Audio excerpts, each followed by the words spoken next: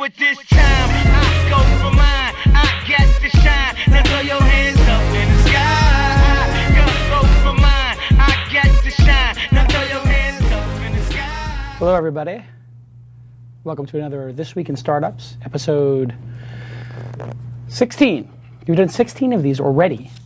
I met somebody at the TechCrunch 50 conference, and they said, "Oh, I'm a big fan of the show." And I said, "Oh, what was your favorite episode? How many episodes have you listened to?" And they said, well, I just started listening like 2 or 3 weeks ago, but I've listened to all 15. And I just thought to myself, my God, how many hours is that? Wow. It's like 30 hours of show. It's basically like a full-time job to catch up now, if you're going to do it. Wow, what a crazy week. You'll notice my voice. It's a little bit scratchy, a little Kathleen Turner thing going on. I lost my voice because it was TechCrunch 50 this week. It was insane. One of the best parts about the event was, of course, all those people you heard on the last 15 episodes who I said, hey, where are you going to be September 14th and 15th? Where are you going to be September 14th? They actually came to the show. There was a ton of TWiST fans at the show. It was insane. They all came up, said hello. They all had a great time. They all learned a lot, got inspired. The show was insane. It was the best show we've ever run. The companies did phenomenally. And so I've got a great guest today, but I've also got some of the big winners from TechCrunch 50 on the phone via Skype. So we do a little different show this day. No Ask Jason and no Shark Tank. And I know that's hard on a lot of people who Ask Jason's your favorite segment and Shark Tank's your favorite segment. I know a lot of people have that as their favorite segments. I agree. It's my favorite segment too. I love hearing the pitches and giving feedback on it. But we've got sort of a special week. We've got the TechCrunch 50. And we just can't gloss over this crazy week that happened. I don't know if you were watching Twitter, but my God, Alex, were you watching search.twitter.com? I mean, the hashtag TC50 was refreshing at about the rate of 1,000 tweets every 5 or 10 minutes. It was insane. We trended at number 3. We trended at number 3, which is ridiculous considering you're up against P. Diddy or, you know, the latest person who was arrested for drunk driving or, you know, basically TMZ, Perez Hilton, and other nonsense. The fact that a B2B conference in the middle of nowhere ranks is absurd, but wow, what an event. I am on cloud 9. I'm also exhausted, but that's always how it is. Let me introduce my guest, because we may have some banter during when we have these other interviews, so you can jump in when we talk to some of the winners, and I'd like to hear your thoughts on some of the people we'll have on the phone.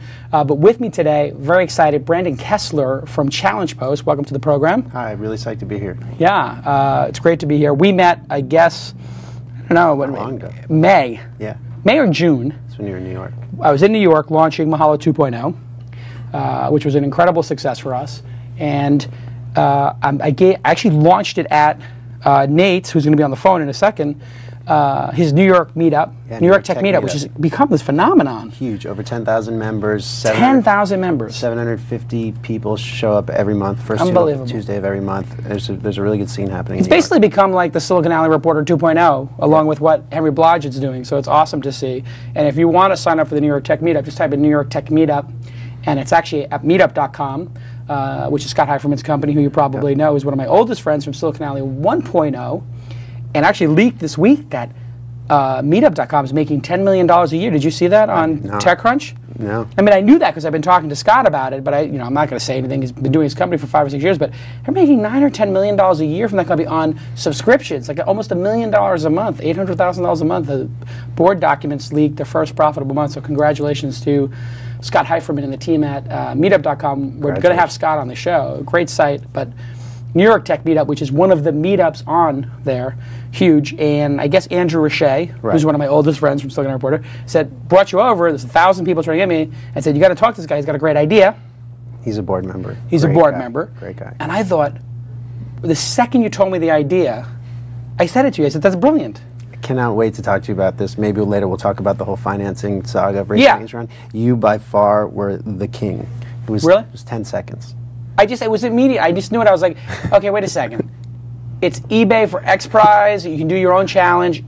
I was like, the world needs this. That's the easiest investment I've ever made, I think. It was like, the first thing I said to you, I think, was, can I invest in that? Pretty much. Yeah. Just 10 seconds. And I think I was a pretty easy process. I'm actually getting all the paperwork done. I was out of town when this paperwork was going on, but we got it done. I invested in your company. Not a lot of money, but $25,000 in full disclosure. Who cares? But it's a big endorsement, I think, to have you on the program because me investing in your company, I've only done 2 angel investments in the last year. One was in GDGT, and we're going to have Peter Rojas on. And it's just a brilliant idea. So just before we have these guys on, just tell everybody in a nutshell what the idea is, and then we'll do these interviews. Thanks. Well, I'm flattered to be here, and I'm flattered that you invested. So we're a marketplace for challenges, kind of like the X Prize or the Netflix Prize. So people take a problem and release it to the public with a prize reserved for whoever solves it. And we're sort of a clearinghouse for these kinds of challenges. So individuals can post them, corporations, government agencies, nonprofits. So a challenge might be like, for people who don't know, Netflix did a challenge. They offered, $1 million or something? That's right. To whoever could come up with a better algorithm to suggest movies to people. And at 100,000 people volunteering their time working on this over a period of 3 years. 100,000 people. People quit their jobs. It's amazing for machine learning. So how many hours went into that? I mean, if it had to be 1 million hours went into it or something. Huge. Of 100,000 people participated for 10 hours each. Right. That's 1 million hours. So they basically paid a bunch of scientists $1 an hour to solve this huge problem for themselves. 10 articles in the New York Times, so the publicity for Netflix was literally 10. And it was a 3-year publicity run. Yes. So it's very much, and this whole challenge concept comes back from the old days, I guess, when they would do these challenges like whoever can fly around the world, fly across the Atlantic. It was basically for exploration. That's right. Napoleon had a couple challenges. One was to come up with a butter substitute. That's how margarine was invented. Another one was to make food preserve in time, to preserve food in times of war and long voyages. And somebody in France figured out if you suck all the air out of a wine bottle, you create a vacuum. And that's how the vacuum was invented. Wow. So some of the great innovations came from these challenges, and I guess they're fun for people and lucrative, and you get bragging rights. So it's like all the dynamics that motivate people: recognition, compensation, affiliation, all the good stuff. We'll get into it very deeply because I just love the idea and I want to hear about the companies. But we have to thank the sponsors for the show. You know who the sponsors are probably if you've listened to the show. Yeah. So who are the sponsors of the show? Ustream. Ustream. Everybody knows Ustream. Everybody loves Ustream. Ustream, by the way, also a sponsor of TechCrunch 50, kicked ass. 1 minute, 20 seconds, 15 in for that bleep. Is that a bleep on? That's not. I can say kicks ass. Got to say kicks butt. I can say kicks ass. Okay. Anyway, the Ustream guys. Did you watch the stream at all? No, I was there. So this is crazy. I walked through the audience. There were at least 50 people watching the live Ustream from their desks. From their desks, while they're in the audience, and I'm like, "What? This is so meta." But it turns out they had such a high-resolution screen. The guys told me they cranked it up, which they don't normally do, which I'm kind of insulted that for this week in startups they don't crank it all the way up. But they basically cranked it all the way up. Probably cost them a little extra money, but it was like DVD quality. So my wife was telling me, because she's 7 months pregnant, she couldn't come to the event. She's like, I felt like I was there. It was so perfect. I have a full screen, beautiful, beautiful. And that's Ustream. These guys, they were on the program. Yeah. They just kick ass. I love those guys, military guys. Did you hear that program with them? I heard the whole show. Yeah. I mean, you got to love those guys as entrepreneurs. I learned a little bit from those guys. They were really good. Definitely. So Ustream's a great sponsor. Who else do you like as a sponsor? You know any of the other ones? There's the mail provider. DNA Mail, DNA Mail. Everybody loves DNA Mail. That's how you remember it, DNA Mail. Got it. And somebody walked up to me at the event and said, DNA Mail, DNA Mail, DNA Mail. And I said, yes, exactly. So what we're trying to do on the program is I'm actually trying to teach people how to sell. Because I think it's a lost art. People don't know how to sell. They don't know how to embrace the advertisers. Totally. You have to love your sponsors. You have to give them that love. You have to show it to them. That's business. Love your partners. You have to love them. That's a big part of, I think, being a good entrepreneur is selling, right? Totally. And so DNA Mail, they do a great job. Anybody who's running a startup company should not be screwing around with an IT department. ChallengePost, are you wasting the $25,000 I invested on an IT person and a server for mail? Well, not for mail, no. No, you're hosting that shit. There's a bleep. That's a real bleep. Anyway, you host that stuff. Yeah. You outsource your IT. Yep, absolutely. You would never do that yourself in a startup. It's a waste of money. And even medium-sized companies and big companies are realizing, well, that's not our business. Our business is not to be an IT company. DNA Mail takes that all off your shoulders. Everybody loves DNA Mail. DNA Mail is going to be on the program at some point. Just host your stuff. Get yourself out of the business of supporting your users. Gosh, the same thing is true of HR and lawyers. You don't have like a staff lawyer at ChallengePost. You can outsource that. You have staff accounting, you outsource it, of course. It's a no-brainer. The other sponsor is, of course... help me out. WebSpy. WebSpy. Right. So this is a great way to see what is going on in your network, know what your people are doing, your people knowing what they're doing, so they can say, geez, I'm spending 8 hours a day on Facebook or whatever it is. Manage your traffic, see everything that's going on. Just go to webspy.com/twist These guys are awesome. I think, did WebSpy? They just emailed me this morning saying they're re-upping for another. This is ridiculous. This is never going to, if you want to sponsor the show, it's over. I mean, WebSpy just re-upped for another 10 shows. It's 30 shows. If they re-up for another 20 shows, they're going to be the whole year. And everybody loves WebSpy. They've done a great job. Just go check it out. It's very simple. You know what's going on your network, with your users, with your customers. You got to do all this analysis and understand what's going on. Great company. And of course, audible.com. Everybody loves Audible. Go to audiblepodcast.com, right? It's singular. audiblepodcast.com/twist. You get like the half book deal, and we'll talk about that during the homework segment a little bit later. But anyway, thanks to the sponsors. And everybody should thank the sponsors right now. And if somebody does, 2 people who thank the sponsors. This is another great thing. Somebody said, like, hey, can we make shirts for This Week in Startups? Nice. And I'm like, I don't have time for that. You know, I got a lot of stuff I got to do. I got a kid on the way. I was in hypnobirthing last night.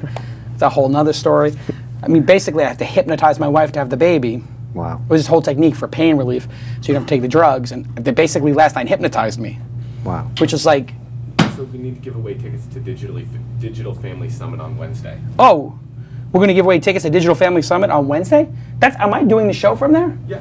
So I'm doing the show from the Digital Family Reunion here in Los Angeles next Wednesday. It's at 7 p.m. in Santa Monica. It costs money to go to this, right? $50. So instead of you paying $50, if you thank the sponsors, and you're in Los Angeles, just put Digital Family Summit somewhere in there. Search for TWiST and Digital Family Summit. We'll give away how many tickets? 5. 5 tickets will be given away. So that's like $250 in value. But these T-shirts, I got to show you. This is a great one. Look at that. This Week in Startups, #TWiST. So the hashtag is the focus of this, which I love. That's very creative. And I actually wore this shirt, not this specific one, but I wore this type of shirt at the event. And it's TWiST, because you twist the top of a bottle cap off, which I didn't get at first. And it says premium, quality, always satisfying, which is very cute. And it's got the thing. And then on the back, my favorite part, this is my saying. This would probably be the name of my book if I ever write a book, which I don't have the time to do, but I have a couple book offers. I don't doubt it. If I wrote a book, you read it, right? Absolutely. You probably buy it and not read it. You probably buy the Audible book and listen to that. I would absolutely read it. Okay. Well, I'm going to write a book at some point. If somebody wants to ghostwrite it. No, I'll write it at some point. Anyway, this will be the title of the book, I think. Starting is easy, finishing is hard. This is always, I had a sign on my wall at Silicon Valley Reporter that I just printed out. Starting is easy, finishing is hard, just so I can remind myself, like, holy crap, this is so hard. I feel like I'm going to die. And I just can remember, like, and everybody comes to your office and they want to start something. And nobody wants to finish anything. It's so frustrating as an entrepreneur to have people come in and be like, let's do this, let's do that, let's do a conference, let's do a podcast. They don't realize doing the podcast is a lot of work. A lot of work. Anyway, I just love that. Start easy. And so my wife took, after we saw Weblogs Inc., she took the dirty piece of paper I had on the wall with a coffee stain, printed it out again, nice and clean, and framed it and put it on my wall. Beautiful. When I came back, didn't even tell me. I mean, that's a good. Amazing. So anyway, somebody's going to get this shirt for thanking the sponsors. I'll give this one away. But anyway, so Fan made these, he hands me 20 shirts. Who did it? It was Robert, right? Yeah. Superfan Robert. And then this one with the logo, with the arrow up, This Week in Startups, which is very nice as well. And of course, the same thing on the back. Starting is easy, finishing is hard. The fan participation in the show is just amazing. Did you know somebody did This Week in Startup transcripts? I heard contest, right? No, that was the contest of who wrote the best review. There's 25 people who did that, and they get an iPod basically. But somebody did This Week in Startups. There's This Week in Startups recap. Okay, that's one thing. That's Simco does that, right? Yeah, it's not startuprecap.com. Oh, is it Startup Recap? So Simco, I don't even know his first name. Scott? Yeah. I'm just going to call him Superfan Simco. Superfan Simco, which I have it on my thing here if you want to pull it up, is a pilot. He's a cool guy, right? Yeah. So Superfan Simco is a pilot. See him there? He's a pilot. Does he fly commercial planes, right? Yeah. Oh my God, that tea feels so good on my throat. So Superfan Scott Simco, this guy's great. I mean, he's been here since the first episode. Twitter.com/Scott Simco, SIMKO. Everybody should add him. And anyway, he writes a recap, an incredible recap, and it's startuprecap.com. is the name of his site now, which makes it a little bit easier. But then some other maniac, I mean, these people are insane. What? This Week in Startups. Thisweekinstartups.com. I can type it out. This Week in Startup, transcripts.com. Transcriptions. Oh, God almighty. How many transcriptions? And so somebody emails me and says, do you mind if we transcribe the show? And I'm like, why would I mind? Who cares? You know, like the whole reason to do this show is just my ploy to not have to respond to emails. Right. There's like 500 emails a week asking me questions, and now I can just say, ask me on the show. And it's sort of like, if an entrepreneur says, hey, can you help me? I say, great, I'll help you, but you got to help everybody else by asking publicly on the show, which calls them, you know, like if they're wasting, you know, my time or their own time, and it's just easier to just ask on the show, and then everybody gets the benefit. Well, making it searchable is huge. So, which is crazy. So this guy, I can't find it. Where is it? Oh, this one started transcriptions. Okay. So he puts up a wiki, and then he emails and says, hey, can I have permission to do this? Let me show you what it looks like, which is the smart thing to do as an entrepreneur. This is a tip. Don't ask for permission, because that's a waste of time. Just do it, and then show it to the person and say, I did this, I'll take it down if you want. Is it okay? That's a better way to do it, because at least they can conceptualize it. So check this out. Pull this up on the screen. This is insanity. Here we go. These are all the episodes. Lockhart Steele, Brian Alvey, Seth Sternberg from me. I mean, this has been a great group of people. And now you're going to be on this list, Brandon. I'm flattered. It's kind of cool. I'm very flattered. And you know what I told everybody was, I'm not going to start with like the top, like the judges at TC50. Those people they're so overexposed. I mean, I love them all. They're all great. But Mark Andreessen, Marissa Mayer, me, Kevin Rose, so overexposed, it's ridiculous. I mean, nobody needs to hear from me or Kevin Rose again. It's so boring. So I said, I want to get like the up-and-comer, you know, that slice. The new, not the next generation necessarily. Those are the people who call in. But there's that sort of middle swath of people who are grinding it out, like with their second business. They haven't made it yet, but they're not neophytes, you know what I'm saying? I definitely know what you're saying. Yeah, like they got 10 years of experience in the business. They haven't had the big home run yet. That's who I want on the show, because those people have the fire. So anyway, and some other people I guess have done it, but they're transcribing the whole show. It's hard to listen to I can't listen to an episode of this. 2 hours of the show? Who listens to 2 hours of a show? This guy's transcribed the entire show with Ustream or Seth Sternberg. I mean, it's insane. And I guess they're asking for your help. And I think it's cool to do screenshots. Oh, now I'm using the zoom feature too much. Let me pull the zoom feature back. But they're doing it by timestamp, which is absurd. Look at this. Can you pull this up, Alex? Is anybody working the TriCaster? I mean, we're 5 minutes in. Laughter. And so somebody said, like, I have to be careful. I didn't know we were going to transcribe this stuff. But, I mean, it's just absurd. Well, it's a huge resource. I mean, just to be able to search it and read, get advice, etc. That's awesome. Why don't we have the videos on this site? Hey, Alex, can we embed the videos? Can we put the videos on their site or give them the blip information? We might as well. Anyway, that's just going tremendously. So thank you to those folks who are participating. I love the participation in the show. That's like always awesome. And we'll give one of these to each of the people who thank the sponsors. Everybody should thank the sponsors. Hey, Alex, do we have a caller? We do. First up is Ethan from Red Beacon. So here we go. A special announcement. Where's the special announcement music? We should have that. The bump ba da da da da da. I'm gonna let you finish, Alex. From Tyler, inside from Tyler. No, is Tyler sick? Tyler's sick. You can't do inside from Tyler when he's sick.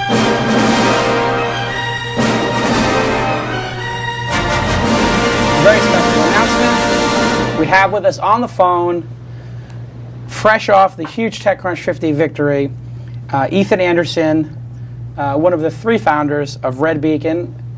There he is on Skype. Ethan, how are you doing, my friend? I'm doing the best I've ever done in my whole life. It's been one of the most incredible and busy few days that I think I've ever experienced. Awesome. And so what's it been like since the big win? Have you been on Cloud 9? What have you been doing? Sorry, hold on one second. We're breaking up on Skype.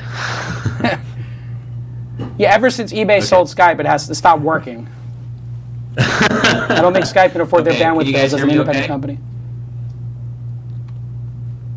Okay, I'm turning off. Okay. All right, I reduced the amount of bandwidth we're consuming. How can you guys hear me? Okay. Alex, can we put the sound on in here because I can't hear him either? Oh, you can't? Nope. I hear outside, but let's just give us 1 minute, folks, while we make sure that our Skype is working. Yeah, the sound's not on in here, so. Okay. Okay, testing 1 2, testing 1 2.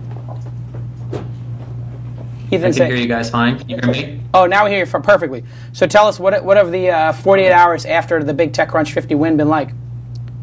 Yeah, so it's just been a rush for all three of us. After celebrating with you and the rest of the team at A5A Steakhouse on Tuesday night, we just got to work launching our product, kind of executing on our sales and marketing plan as we wanted to, and handling just really a flood of well-wishers, media, investors, and partnership offers.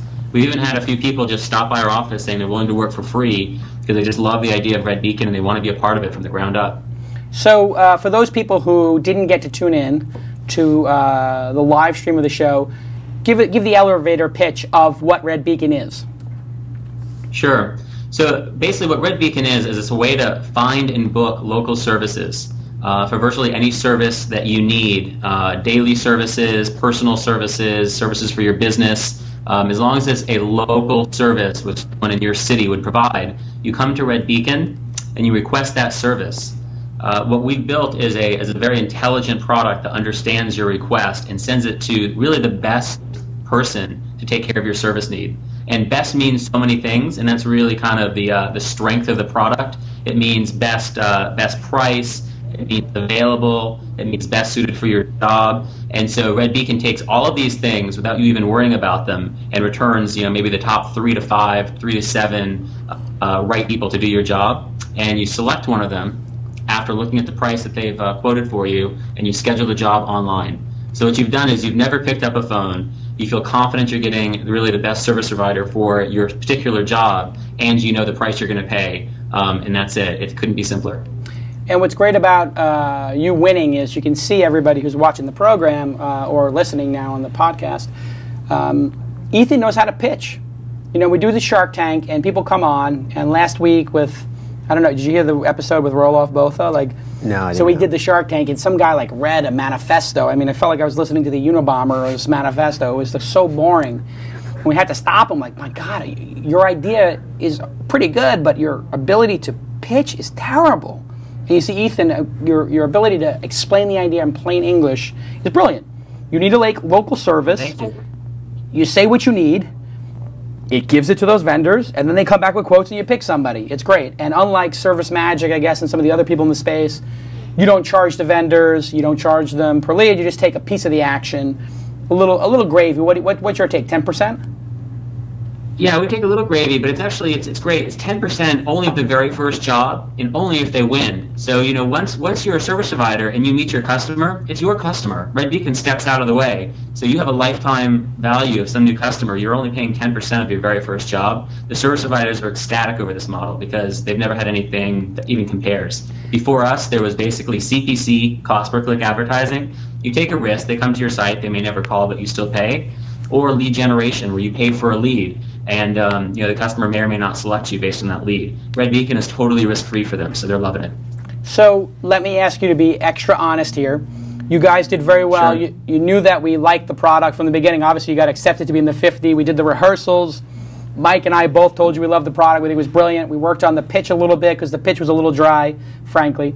Then again, the product's a little dry in a way. I mean, it's exciting in one way, but it's sort of utilitarian in another. When you talked to the team, and be honest here, before the event, what did you think your chances were of winning? And after you saw some of the great competition like Threadsy, AnyClip, CitySource, I mean, some pretty sexy stuff, certainly sexier in a way than Red Beacon, maybe not as big of a business, but sexier. What did you think your chances of winning were before? And what did you think your chances of winning, when we got to that final announcement? Well, we knew that we had a strong product. We were excited about it. But you never really know in the face of 50 fantastic companies how you'll be received and what people will think of you, especially when there's so much competition to break out from, right? Because how do you really stand apart? So I think that my friends, my mom, I said, it's amazing, amazing, amazing. We're accepted into TechCrunch 50. I wouldn't expect us to win. Otherwise, I'd have told them to come and bought them tickets to come to the show. Right. And he said it's not even worth the money, guys, because the odds of us winning are very low. Now, I will say, by the time we got onto stage, there were 5 companies left.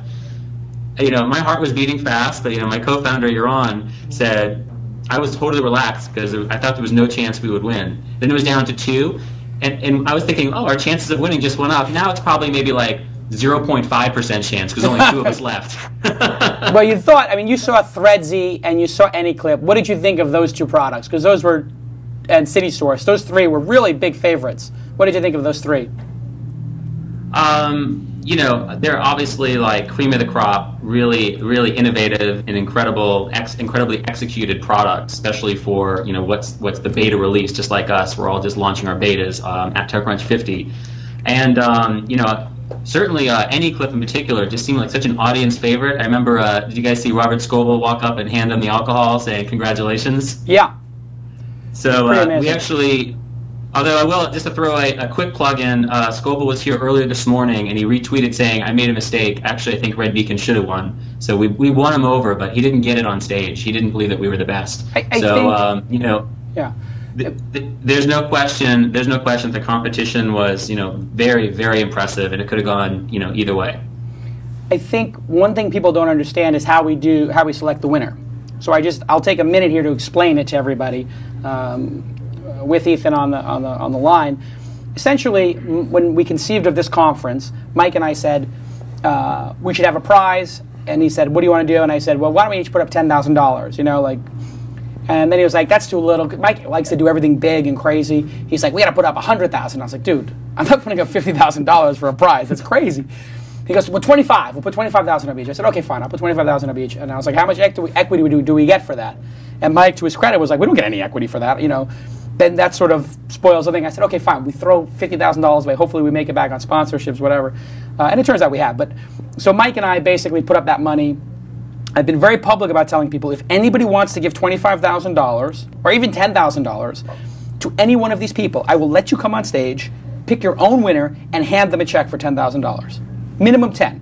So if anybody hearing my voice right now, if you're WebSpy, if you're DNA Mail, if you're ChallengePost, if you're IBM, if anybody wants to give away money to these startup companies, Mazel Tov, pick your favorite and give them your money and call it the Shell Israel Award, or call it the Jimmy Wales, Jimmy Fail Whale Award for giving up or something, and give $25,000 to somebody who you think is going to fail or something. Whatever it is, you could do. But this award is from me and Mike. So there's 2 votes, Mike's and mine. And every year we debate it, and we debate it under the idea that which one of these businesses is going to become a legendary, long-term, large business. Not which is the most innovative, not who had the most successful presentation, not which is the most sexy, not which is the most consumer. Which of these is going to become a real business because it is a startup competition. It is not who can just do the sexiest presentation or who can do the best Flash plugin or whatever, a dog and pony show. We want to pick the big business. And the first year, we sat there and debated Mint versus PowerSet versus Mint. And Mike and I were fighting about it, but you know what? We wrote down on a piece of paper the ones we like best. We brought all the editors from TechCrunch in, Heather, the CEO, Tyler, who works with me. We had everybody give their input. We took all the judges' ballots, and they give us feedback, and we looked at them. And it was pretty unanimous that these 2 were the top 2, and we debated and said, you know what, we think Mint is better. In search, it's going to be hard to break into search versus Microsoft, Google, and Yahoo. But Mint, wow, nobody's ever done anything like this. Sure enough, it's 2 years later, and everybody criticizes my decision. This is when I get crazy. People criticize our decision. Mint for $170 and $100 million for PowerSet? If I was a venture capitalist, I would be Michael Moritz right now. I'm an idiot. I should give these companies every penny I have as an investment. I'm a schmuck. I picked the 2 Mike and I picked the 2 9-figure exits. Why don't I have a venture capital firm? Can somebody start is there a limited, can CalPERS or Harvard or Yale just give me $1 billion and I'll just invest it? Anyway, I'm going on a rant. So we nailed it that year. Nailed it. Last year everybody's complaining, oh my God, Yammer, Good Guide, I like Good Guide better than Yammer. And we did the same exact process. Mike and I came to the same conclusion. Yammer may not be the sexiest, but Yammer is going to make a ton of money. It's going to be transformative to organizations. Sure enough, what's happened? Yammer is making a ton of money. They moved up to the Valley because there's so much demand for their product. Were there other people sexier? Yeah, Tonchi Dot last year did a better presentation. It was inspiring. Other people had other things that are sexy. But that's not a sexy competition. It's a business competition. It's business. The same thing this year. I think AnyClip, I might have more fun using that than Red Beacon. However, I think the chances of AnyClip actually getting to market without getting sued into oblivion are 50-50. And you know what? I'm going to have Nate from AnyClip on next, and he thinks the same thing. And so do the judges. So it's pretty obvious. AnyClip, sexier than Red Beacon, perhaps. Red Beacon totally has a better chance of becoming a bigger business. If you were going to invest $1, you'd invest it in Red Beacon over the other. So anyway, that's how we make the decision. It is a biased decision. It is not popular vote. We have a popular vote. AnyClip won the popular vote. The popular vote, by the way, is not an indication of success. It's an indication of what's popular. So Red Beacon maybe not as popular, but maybe, so you get the idea. Anyway, that's how we make the decision.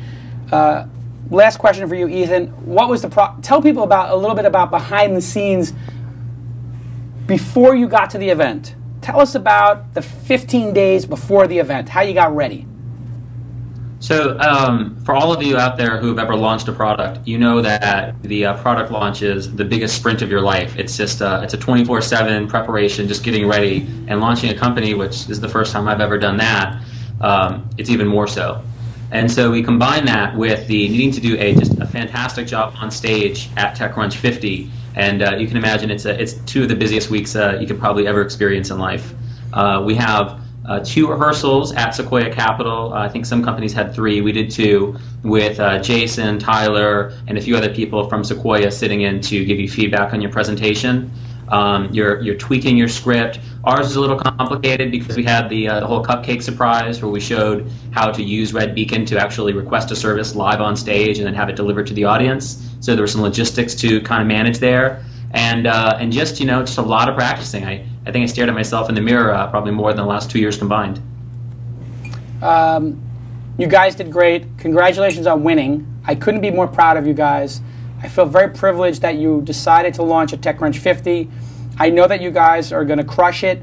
I know that I'm getting a bunch of people asking me to do intros to you. I'm telling everybody I know about you. Everybody who's listening to This Week in Startups should go check out redbeacon.com. And people who are in San Francisco who know merchants should tell merchants, sign up for Red Beacon. I mean, that's the message we want to get across today, right, Ethan? We want the merchants to participate. That's right. We're currently open right now to sign up local services and local businesses, even individuals with some random skills and they want to make some extra money. And in early October, we're going to do a full launch where Red Beacon is completely ready to go in the Bay Area. We're going to do a little bit of learning about what works and what doesn't, and then we'll expand nationwide.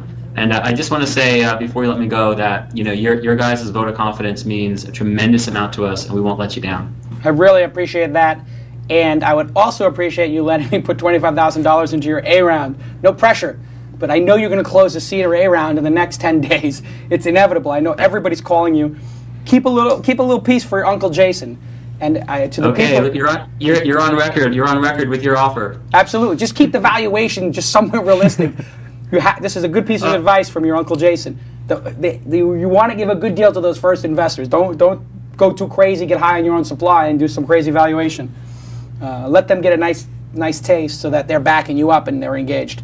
But anyway, mazel tov to you. You guys crushed it. Brandon, what did you think of Red Beacon? I thought it was great. Congratulations. You like the idea of the business? I like the idea of the business. I think right now it's all about marketing for them. And yeah, it's execution. Yeah. I love the fact that they're doing the Yelp model. Let's make it work in San Francisco where all the geeks are. Once we get it working there, we'll add Los Angeles and New York, and we'll just roll it out from there. Brilliant. Congratulations again to the Red Beacon team. We'll see you. You're going to be on the show, by the way. When you guys launch, whatever the official launch date is, we're going to book you for the show so you can be in the studio like Brandon is today. Wonderful. We'll be there. Thanks, All right. Jason. Take Thanks, care, everyone. Ethan. Good job. Bye-bye. Wow. I mean, it's really Awesome. impressive, right? I mean, Totally. it's a business idea. I mean, we made the right decision, right? Absolutely. We picked the right company. It was great. All of the finalists were amazing. Yeah, I thought they were. Threadsy, everybody. Yeah. Any It was a clip. great job. Any clip was great. Okay, source. now we have another person on the phone. Let's get Nate on the phone. It's Westheimer, right? Yep. Westheimer. That's it. Nate, are you there? All right. Yeah, we're here. Awesome. Oh my God, you have Aaron too. Tell Aaron to get in the shot. It's okay if he's in there. Tell your dad to get in the shot. That's right. We've been milking that. Yeah, so everybody knows Aaron and Nate, the father-son team that did Any Clip. It's a fantastic story. Nate is in his sophomore year at Stuyvesant High School. And That's right. Aaron, his dad raised him as a single dad. He got him from an orphanage. No, it was a funny joke. Somebody came up and said, "Are you a father-son team?" And poor Aaron was like, "Yeah, we are." Anyway, Traumatic.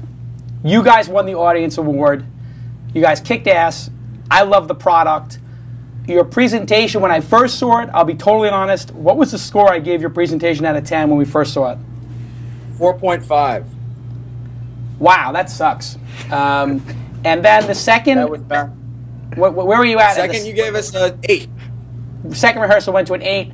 On stage, I can tell you unequivocally, it was a 10. Everybody loved your presentation.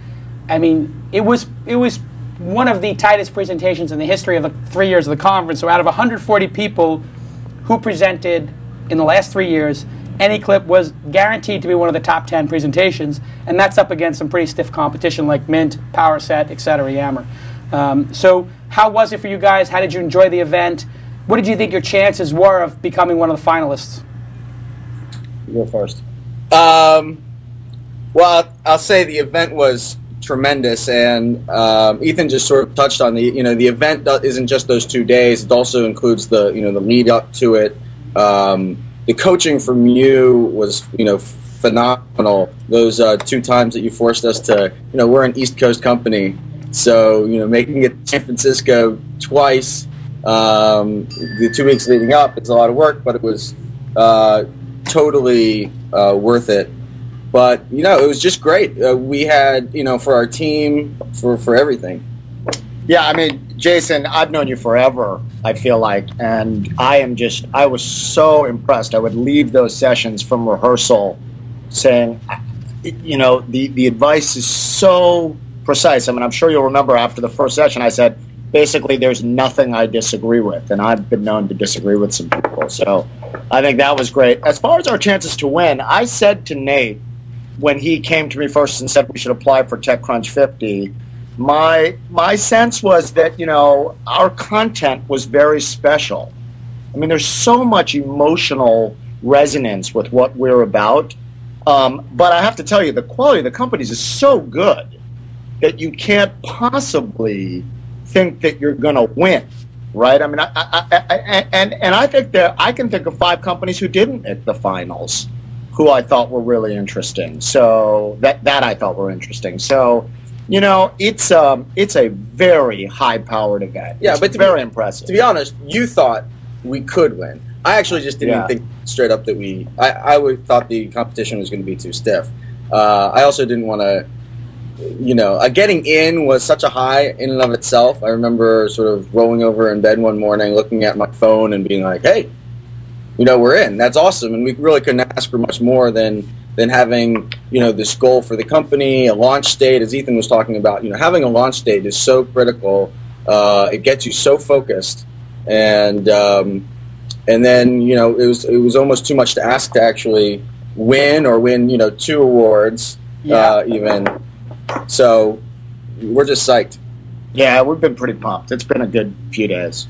And it's up and down in the startup world. So it's so nice to have the highs. Certainly enjoy it. Enjoy the scotch from Scoble. And I forgot to have you guys just give the elevator pitch right now. So can you guys give the sort of elevator pitch as to what the service is and the business model?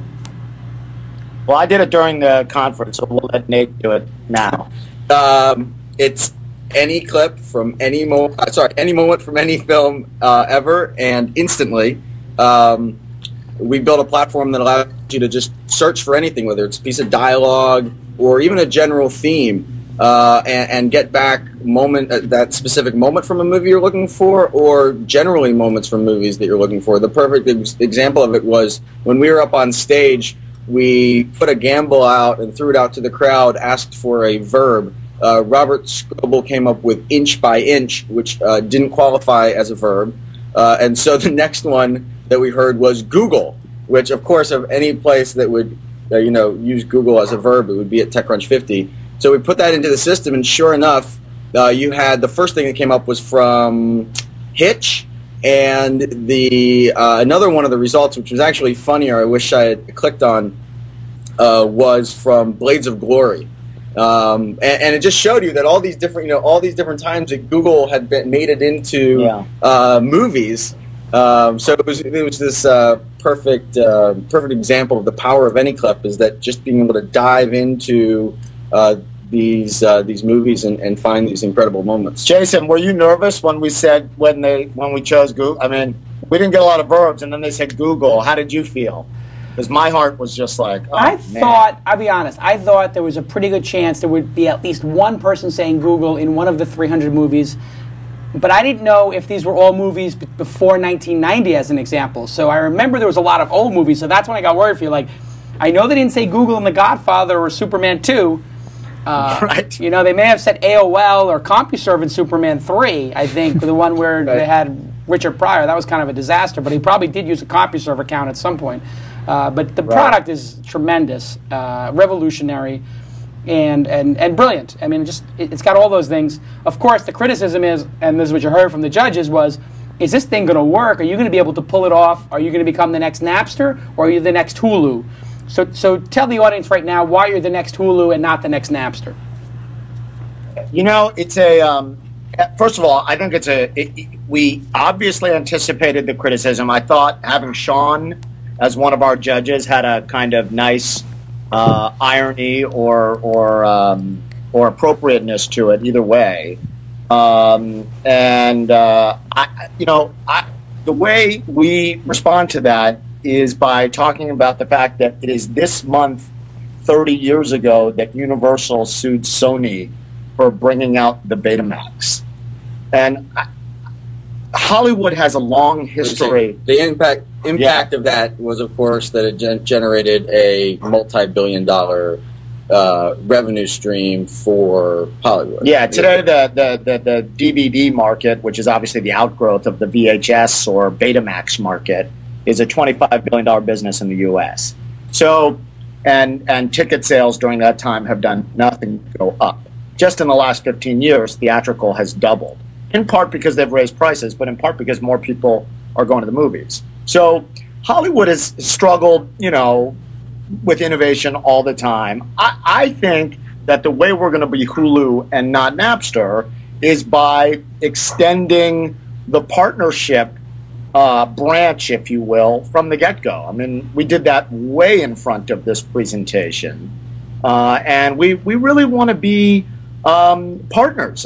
You spoke about it earlier, that it's a dying, sales is a dying art. I think partnering in terms of really creating value for other companies is kind of a critical component of this. And Hollywood can't do this on their own for a variety of reasons, not the least of which is you need an aggregator to put all of the libraries together. There's a reason iTunes is iTunes, aside from its technology prowess. And, Universal Music is not iTunes, because Universal is just one of the labels. And so I think that assuming they can learn to trust us, and assuming we're not overly avaricious and try to screw them or something, which we have no intention of doing, I think we've got a shot. I absolutely believe that. But I think one of the things Nate and I are really enjoying is, this is an incredible challenge. And we don't, it's fun to go for the biggest ideas. And it feels, to me, incredibly invigorating. I don't know. Yeah, I mean, I think the on that last point, it's incredible going for the biggest ideas, and also, I guess this was Bo Peabody's book where he said you have to sort of do something that's morally right, or, that's one of the requirements. And I think that what feels good about this is that, it's just one of those products it's unique in that it's morally right and good for the content owners and the artists who have been involved, but also, and this is rarely the case, it's also morally right for the users. I mean, the new experience, the utility that it brings them, does them right. And rarely do you see something that's good for content owners and good for artists that is so transparently also good for users, and that we can service both those constituencies openly, transparently, and everyone wins. And it's rare that that happens. And so that's why, even though this is a tremendous challenge, it's tremendously invigorating to be taking on this challenge. All right, so let's thank Aaron and Nate for coming on the program. Thank you for doing the event. You guys were tremendous. I'm so happy that you won the Audience Award, that you were a finalist. Just great job. And we will look forward to having you on the show when you guys are out here. Congratulations, guys. Yeah. Again. Hey, thanks, Brandon. Congratulations to you. We'll see you in New York at the New York Tech Meetup. Thanks again for those props as well. Yeah, I mean, you're doing a tremendous job of that as well. So I really enjoyed getting to present Mahalo 2.0 there. And you guys are taking over Twitter with this AnyClip meme. If you want an invite to AnyClip, you have to tweet. Does anybody have a ticket? Does anybody have a invite to AnyClip? So everybody can follow at AnyClip. Everybody can follow at Red Beacon. Follow the companies. Follow their story. You're going to learn from their story. I'm endorsing both these companies as great companies that I am absolutely sure will be tremendous successes over the next coming years. And follow them.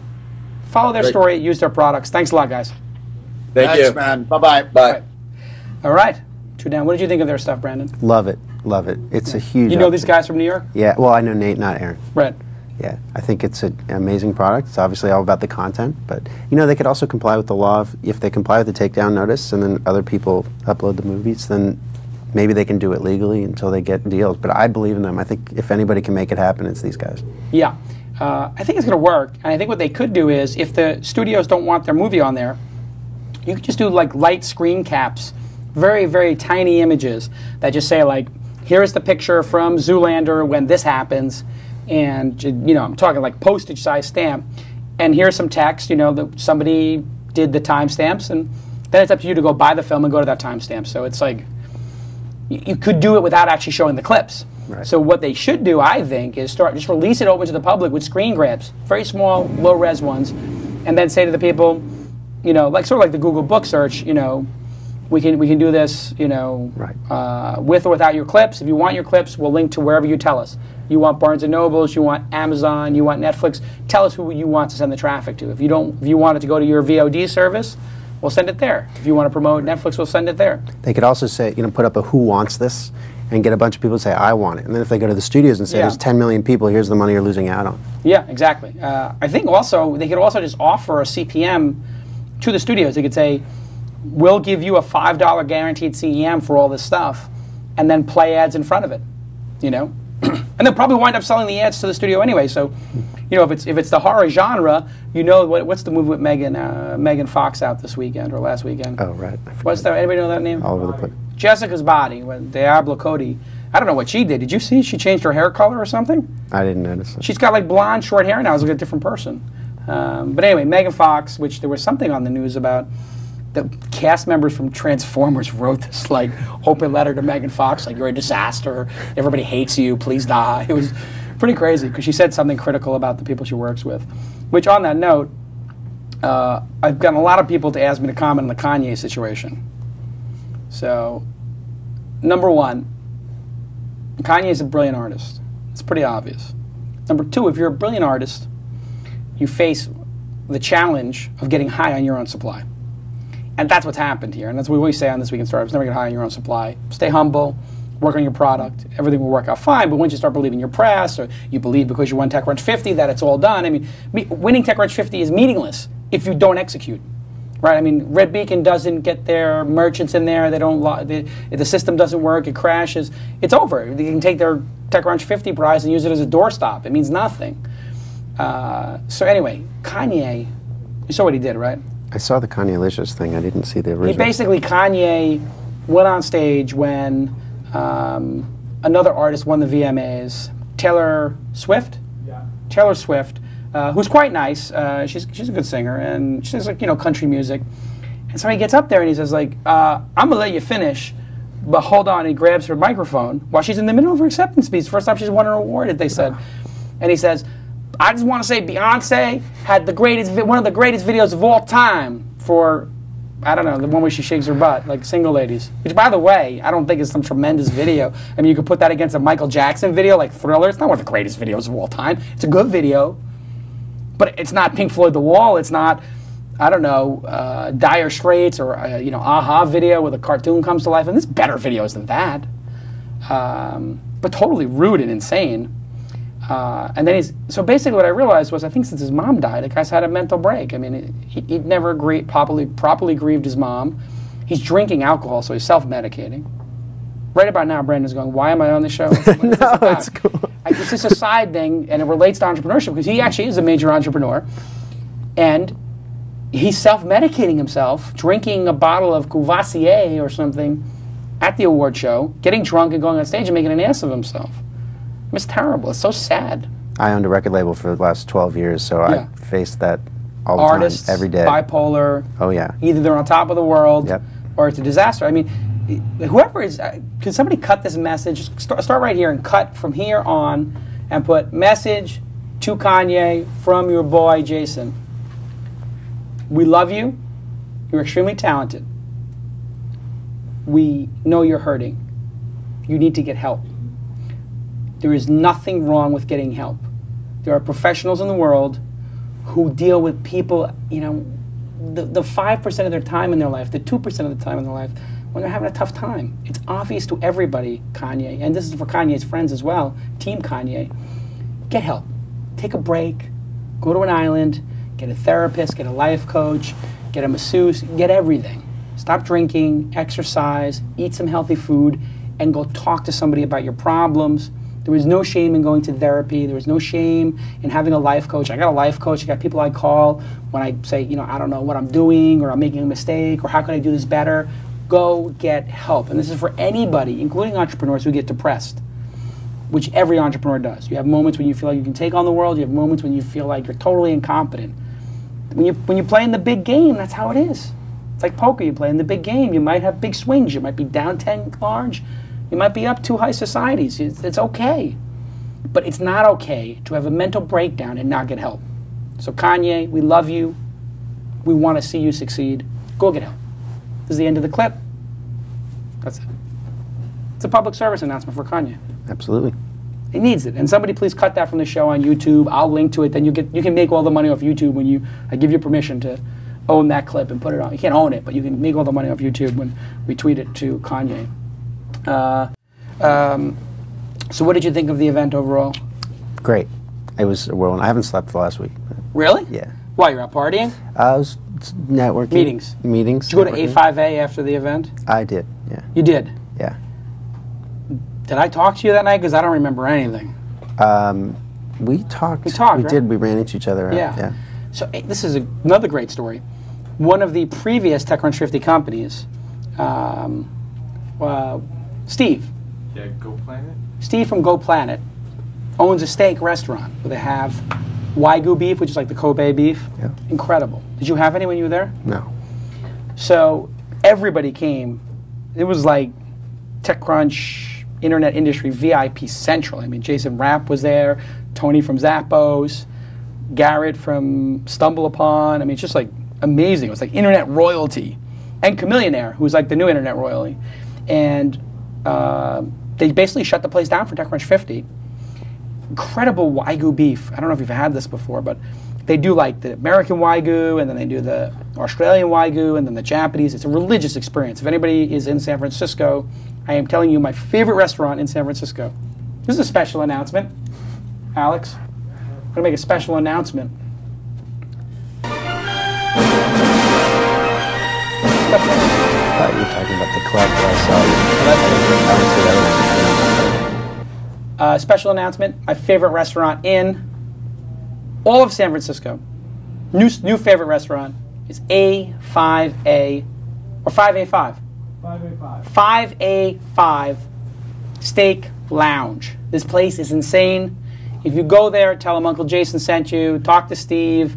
Tell them you're a fan of This Week in Startups. Tell them you're a fan of TechCrunch 50, TechCrunch. He'll take very good care of you. I bet you he'll send you some free appetizers and probably dessert. He's a really sweet guy. Food is exceptional. Go there, try it out. I suggest the Wagyu beef if you can make it happen. If not, get a New York strip, you'll be fine. But a great place. And then we went for dim sum afterwards at Yank Sing. Yanksing. Everybody knows I love dim sum. You eat dim sum in New York? Yeah. Where do you go?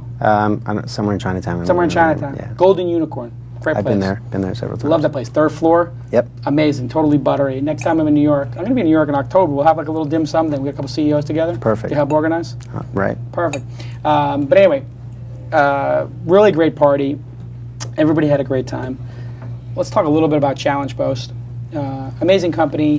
What's your background? How did you start this? Like, were you somehow involved in challenges, or did you just like sort of the X Prize and Netflix thing and have this aha moment? I've been in the music industry. So my freshman year of college in New York, I saw the Dave Matthews Band before they were signed, and they hired me to do all the radio promotion. I said, I want to help you out. They're like, great. So I did that, built that up. Wait, hold on a second. So you saw the Dave Matthews Band in concert with... There were like 20 people there, yeah. There was nobody there. It was 20 people. Oh, I was yes. going to say, there was 20,000 people, and somehow... you happened to see them playing at some dive bar. I love music. I knew I wanted to have a record label since I was really young. I just was out every night, and I saw this band. I was completely blown away the first time I heard them. I said, I want to help you out. They hired me to do all the radio promotion, and that went well, and I had other people working for me and other clients. And then my sophomore year, they hired me to do all their street promotion, posters, stickers, flyers at college campuses. So you learned how to sell, like the hustle marketing. Like legit street-level marketing. Yeah, so I had exclusive deals. That's how I met Andrew Roche, who is the one we were talking about earlier. So he owned Irving Plaza, a big, big venue. Right, so he hired me to do all of his exclusive promotions and built that up. And then my senior year, I started Messenger Records, which is the record label that I ran for 12 years. Wow. Until 2 years ago. So I was always heavily involved with like grassroots promotions and a lot of online marketing, and we were able to be profitable because of our online marketing, grassroots promotions. So that's how the record label did well? Yes. You were able to compete with the big boys and girls by doing street-level online marketing. Yeah, volunteer promotions, sign up, help us out, let's do promotions, street reps, all that kind of thing. Street teams. Exactly. But online street teams. So how do you recruit an online street team? Do they, like, you have a message board? Do they have, like, email us or something if you want to join? Yep, that's it. So if you want to help out, we'll give, put flyers in stores, we'll get you in the shows for free, we'll send you stuff, you'll be on our team. That's simple. Actually, that's how I met, not to drop names, but it matters. That's how I met Steve Wozniak, who's also on our board. He signed up on my mailing list because he liked the artist. And I said, is this the Steve Wozniak? And he said, yeah. He said, what's a street rep? I just signed up for it. So you got the co-founder of Apple on my mailing list. Obviously, he needs a free ticket. He's on your mailing list. You're smart enough to look at those people and nurture and develop those relationships. This is why I feel very safe with my investment in your company, because you're doing street-level stuff. That's how I operate. Like, actually do the work and actually do the hard. Nobody wants to do the hard work, at these companies. They all just want to like do the strategy or sit in some stupid meeting or spend venture capital money. Like, it's about selling. Absolutely. Flyers in your back pocket all day long. I know, you were famous for that. Silicon Alley Insider, you had that. They said, who's this guy with the Silicon Alley Insider carrying around? Put Silicon Alley Reporter. Sorry. It's okay. Reporter. Silicon Alley Insider is it's the newer blog. Yes, Reporter. But I used to have a little luggage card, those cheap little ones. And the way I got that idea was I used to watch like the Jamaican guys go around town selling umbrellas. And I was like, those guys are hustling, man, selling umbrellas like crazy, and they've got to be making bank.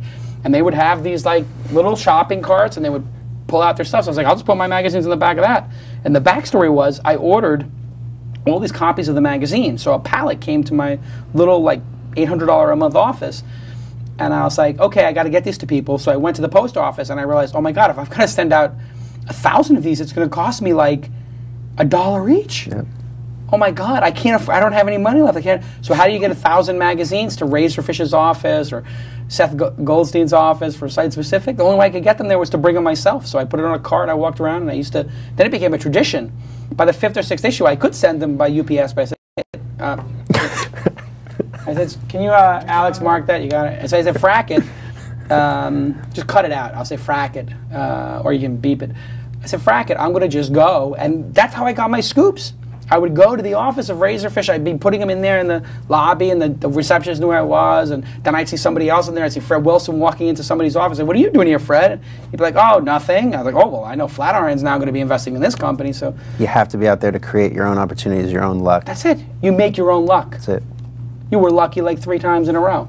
Yeah. That's it. It's another 15-year success story in the making. I love that expression. So you're doing a record label. Right. How'd that go? Did you make a lot of money? You got bored? I mean, you got a Wikipedia page on this thing. It's obviously a pretty significant thing. Well, it was, some years were really, really well. Others were tough. We were profitable the majority of our years and put out some amazing music from great artists, but I always had really much bigger ambitions. Overall, the industry just contracted. There's nothing anybody can do about that, no matter what. It's all media. Is there a solution to the music problem, or no. What happens now? No.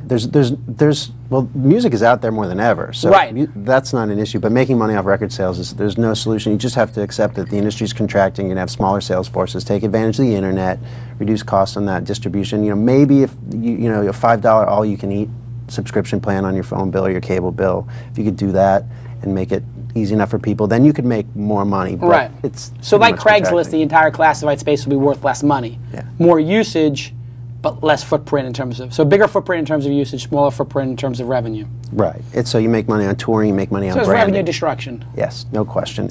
And I had this idea I mentioned on the show. Why don't they have like a subscription, like where I can start a relationship with a band? Like, I haven't been buying Bob Dylan stuff as often as I would because it's too much work. I'm older now, I'm busy. I would like to sign up for BobDylan.com for $1 a day. Right.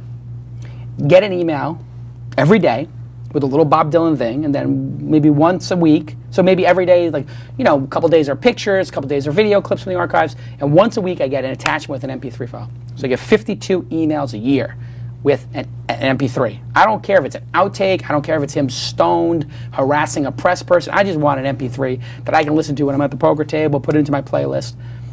I'd pay $350 a year for that. I think there's a lot of Bob Dylan fans who would, but let's just put it at $100 or put it at $50 a year. There's got to be 100,000 people who pay $50 a year. That's $5 million. You know how much it would cost to produce this thing? It costs $100,000, $200,000 to produce it. It's a 90% profit margin. Why is nobody doing something like that? There are a couple people experimenting. So certain bands have their own kind of fan clubs where they do stuff. And there's this company, Topspin, out of L.A. I have heard of that. They do that kind of thing. I know the guy from. Who's the guy who's running Topspin? Ian. Yeah, nice guy. I've actually never met him, but he's a real nice guy. Yeah. They're working on that. But that's actually how we were able to make money. Is just price discrimination, selling things to your hardcore fans, just doing it online, that kind of thing. And people aren't doing that enough. I mean, they don't make a product you can actually open. With a CD. So how are they really going to know how to really take advantage of marketing? So that's a good line, actually. Right. You can't even open the goddamn CD. These guys are so disconnected from their product that they don't even realize that you have to get like a steak knife or a razor blade out and risk stitches to just listen to the goddamn music. I mean, what is the point of wrapping it in plastic like that? Can you imagine if buying a milk carton that you had to get out a knife? It's ridiculous. It's like these people who put the headphones inside of a Mensa device on how to open this thing. You need a hatchet. I feel like I need a chainsaw to get my little tiny headset that's this big. It's ridiculous. Anyway, so how do you have the idea for ChallengePost? Right. So I also was losing the passion for it, and just really had this idea of a problem-solving exchange. I knew that problem-solving could become more efficient online. Didn't know how it would work. Didn't know how I would monetize it. Decided I wanted some input in general. Did business school on the weekends in New York. Oh, really? Which school? NYU? Columbia. Wow. Yeah. So I was sort of winding down Messenger while I was incubating this concept, and I was procrastinating one time, and I saw this challenge. Actually, this guy, Colin Niederkorn, he's like a 23-year-old guy in Texas, put a challenge on his website. He said if anybody could create a software program that allows Windows to run on the Mac, this is before Boot Camp or Parallels had come out, he'd give him $100, and anybody could PayPal him money to add to the jackpot.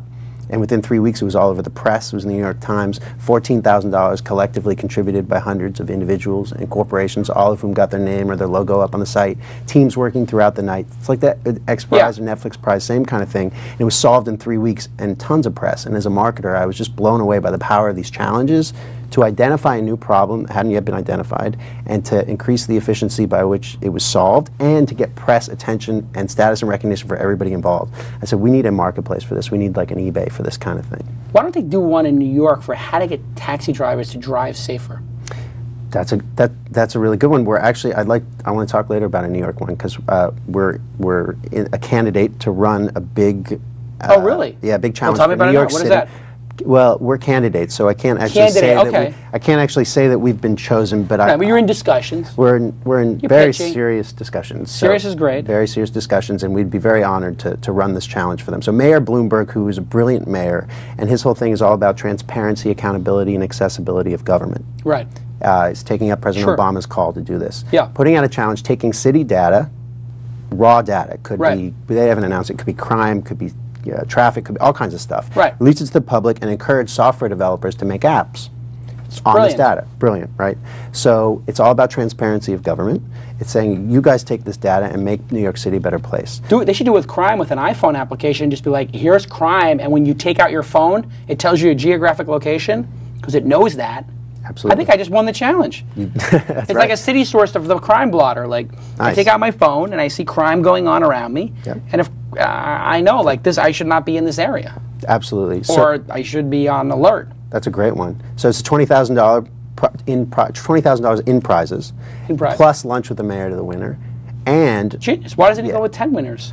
Well, he won lunch. It hasn't. I can't speak to whether there's or not. I wouldn't be surprised. This is a brilliant idea. But the cool thing about what we do is it's not just about taking a challenge, releasing it to the public, and then a bunch of software developers do it. The purpose of that is not just to get 100, 250 software developers to do apps.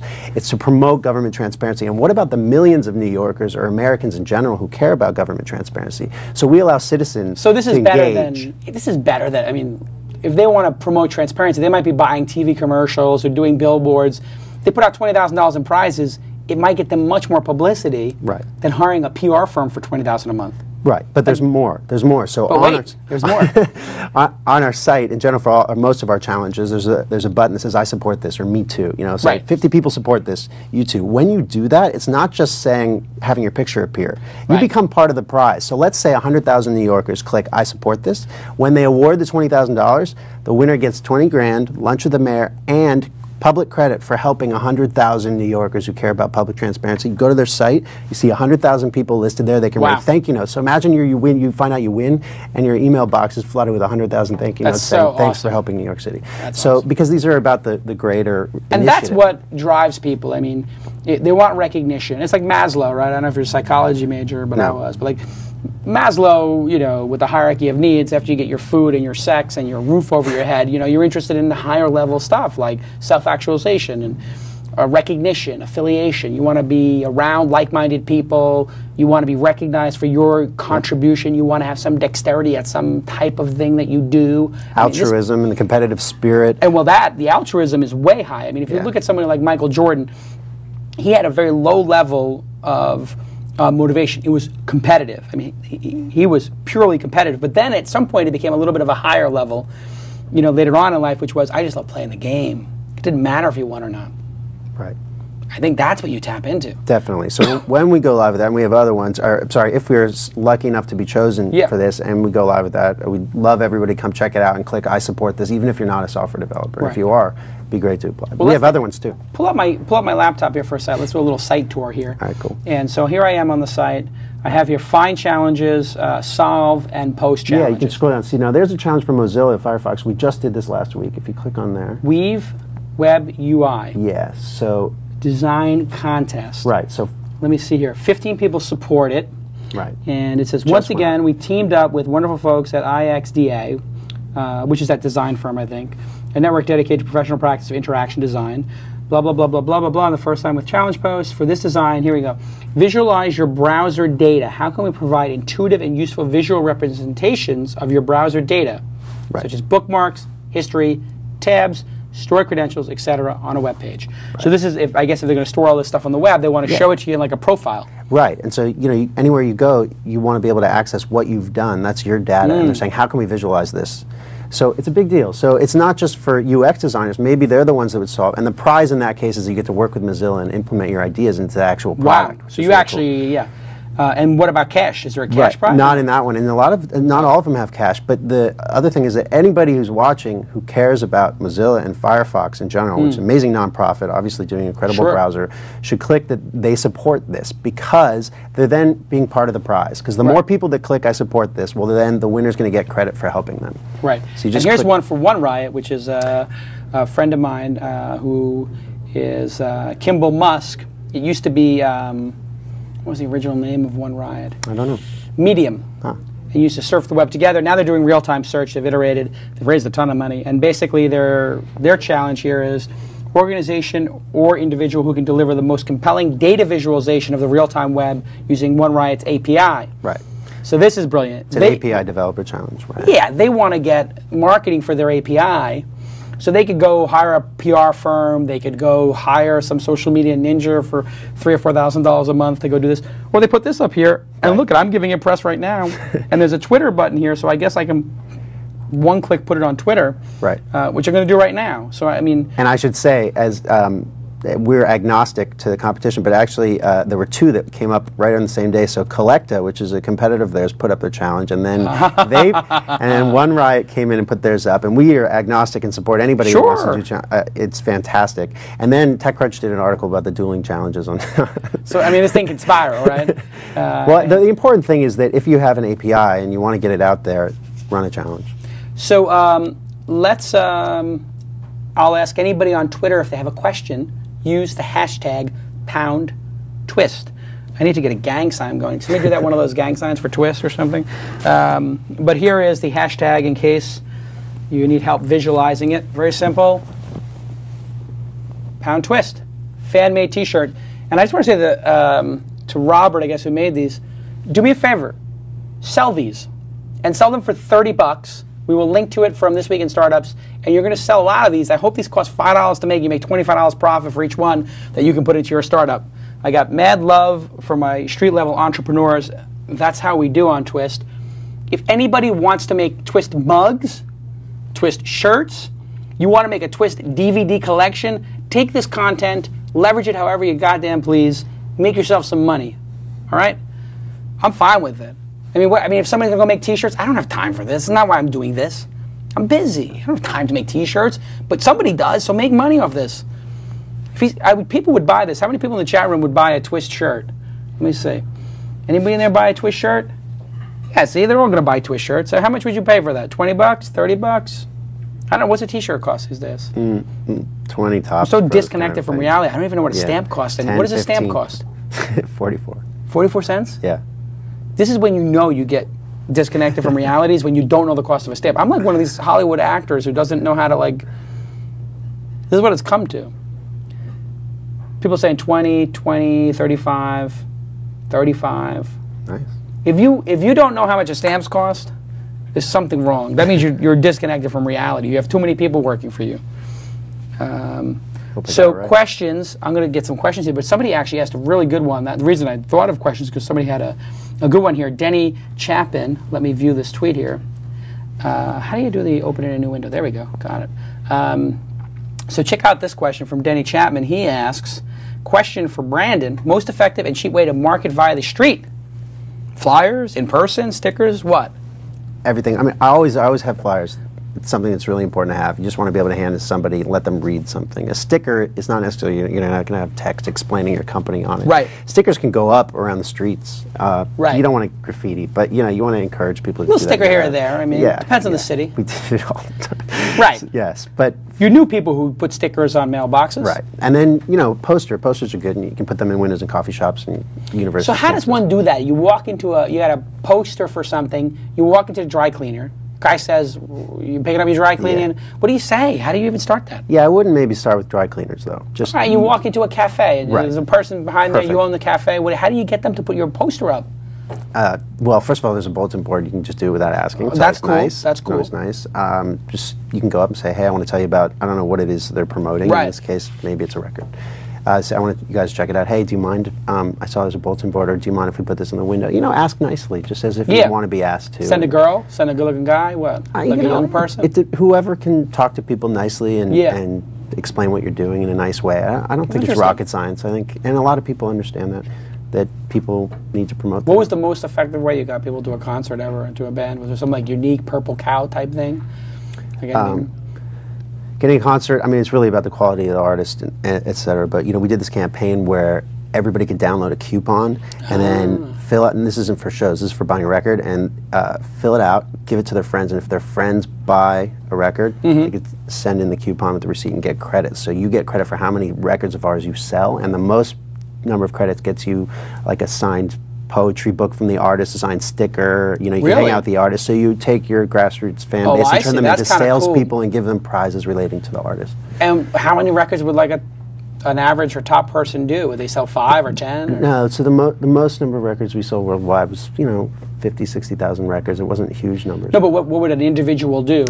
With the past log? It was a long time. I don't remember the biggest numbers was. Oh, some of them were 40, 50, et cetera. Wow. Yeah. So I got to think about a way to do that for this week in startups. Maybe I can do an affiliate program. It's sort of like an affiliate program, but we're actually talking about one for ChallengePost that we agreed, the $500 thing. That's very similar. But yeah, you could. Sorry to interrupt. You could do it from Mahalo. Here. So anyway, I talked to you earlier today, and I don't know what challenge to do exactly. So instead of me picking the challenge, I'm going to put up $500 to a challenge. Right. So that means the audience gets to come up with the challenge. Is that right? That's right. So they go to the site, and it's actually right shown here on the homepage. It's the first thing. Right. You pull up my screen here, and there it is.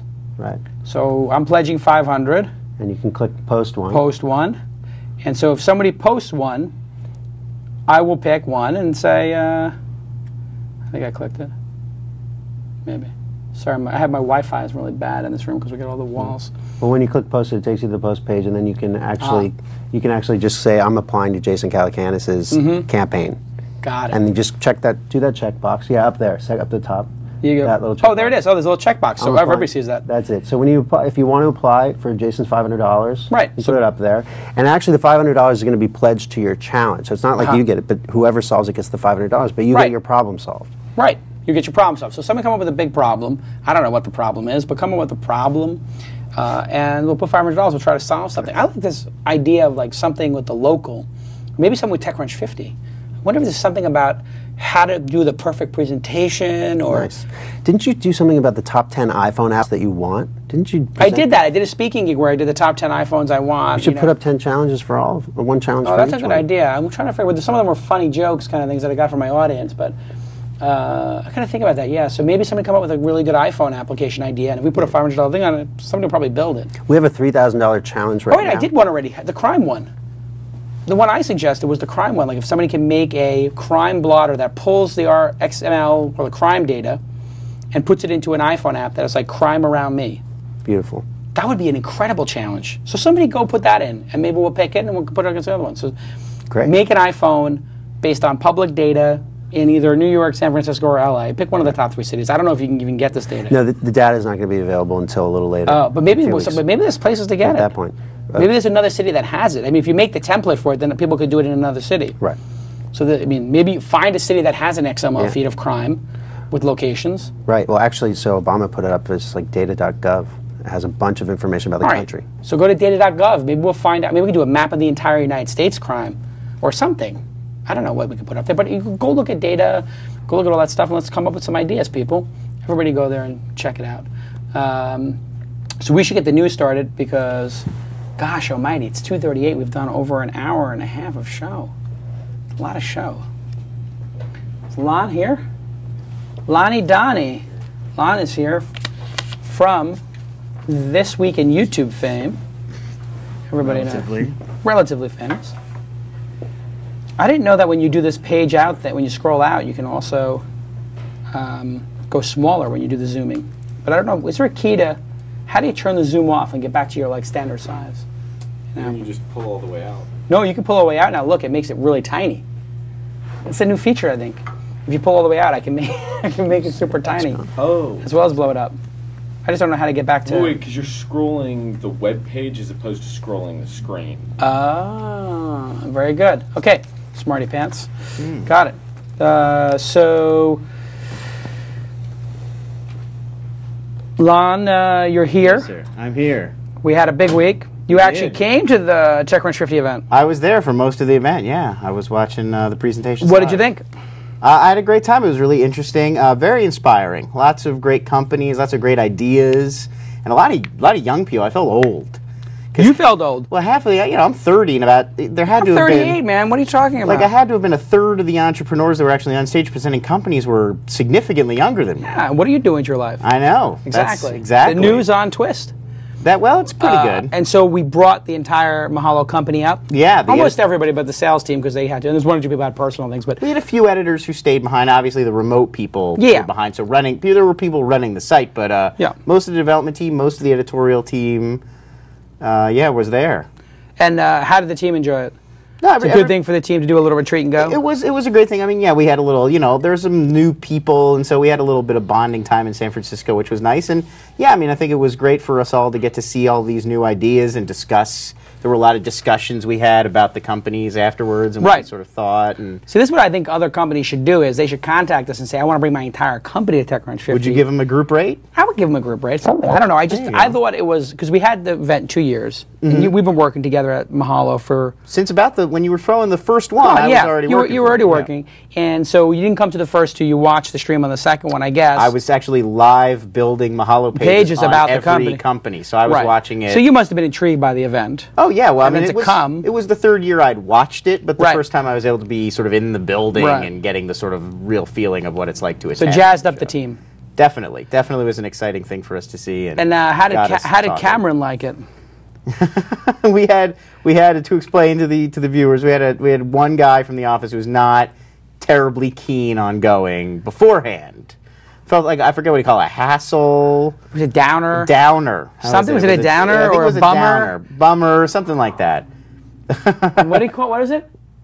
A turn off. It was part of his smoking. Guys were really into themselves and going to San Francisco for 3 days. Right. I feel like it was a dating game. Those are his turn offs. Imagine you're the CEO of a company. This is my life. People wonder why I'm crazy, and I go nuts sometimes. Mm-hmm. So I think about, geez, it's going to cost me like 6 large to put everybody up. I got to have 2 days of no productivity. I got to send everybody to San Francisco. Hey, I got to think about this, right? If you're going to bring your whole company to something. But I was like, you know what? We haven't done like a corporate retreat since last Christmas. Record traffic 3 months in a row. Teams working hard. This is sort of in my best interest as well to have them there seeing these new companies. We'll get them jazzed up. Definitely. They get to see their boss on stage and how much, like, hey, boss is respected in the industry. That you're here in LA. You're not part of it. Except by Mike Arrington. Except by my partner Mike Arrington. I would be that as everyone else very respectful. Very respected and very good. Very well done there, Lonnie. Thank you. Anyway, so I get an email back from one of my top people, and he's like, "Is it optional?" And I'm like, is it optional? I think, to be fair, we were leaving on Sunday, and he's a big football fan. Oh, is it a football issue? I feel, he didn't say that, but I feel like it was probably a football thing. He's probably got money riding on. Anyway, I would say. So, Brandon, imagine what goes through my mind. I mean, if you're the CEO of a company, what would go through your mind? Anger. Insanity. So I'm going insane on my BlackBerry. I'm starting typing. I've got like 17 different things I want to say. Number one is you're fired. Like, what? So I'm getting more and more crazy as I see this email because I'm spending all this money to bring everybody up. It's a big decision. My assistant gets hotel rooms, a whole thing. It's a downer? Oh, I have people begging me for tickets to this event. That was the big giveaway. Sold out. People are dying to go. I got my friends begging me for tickets, and I invite somebody, and they say it's a downer? I mean, you could just say I'm sick, or my mother's coming to town, my grandmother's got cancer, anything. You don't have to say, tell your boss. So this is the thing I believe. Well, what'd you do? Oh, sorry. No, go ahead. Well, I'll tell you what I did. I was going crazy. Basically told him he should come. No. You said he didn't have to come. That's true. What I said was, I'm sorry that it's a downer. And I CC'd his boss, Mark Jeffrey, and I said, Mark, blank doesn't have to, we call him Cameron now, from Ferris Bueller's Day Off. Now he's Cameron. We're going to get him that, what is it, jersey with a Canadian flag? Or the Red Wings, isn't it? Get the Red Wings jersey. So we call him Cameron now. But I love him. He's been with us from the beginning. He's like one of my guys. But That's why I hurt so much. So I just said, Mark Cameron will not be making it. He's taking 2 days off without pay. 2 days leave, yeah. 2 days leave without pay Monday and Tuesday. I thought that would be quite effective to get my point Sort of across. like in the cop movie when the bad cop breaks the rules and it's like, give me your badge, you're on suspension. It's like a suspension. Yeah, it's like an NBA game. Like you show up late for practice, you got to sit out a game, and guess what? It's without pay. That's exactly right. That's it. So I sort of channel my Pat Riley. But I was infuriated. I'm going, oh my God, who did I hire? So the only reason I bring up this story is because, number one, I love him. He's one of the hardest working, greatest guys I got. Great guy. We couldn't do it without him. Exactly. Number two, young people say stupid stuff. And this is a message to young people. Somebody clip this at the beginning. Clip it, put it on YouTube, put ads on it. I don't make a little scratch off. Any clip. Put it on any clip. Anyway, message to young people about talking to your boss.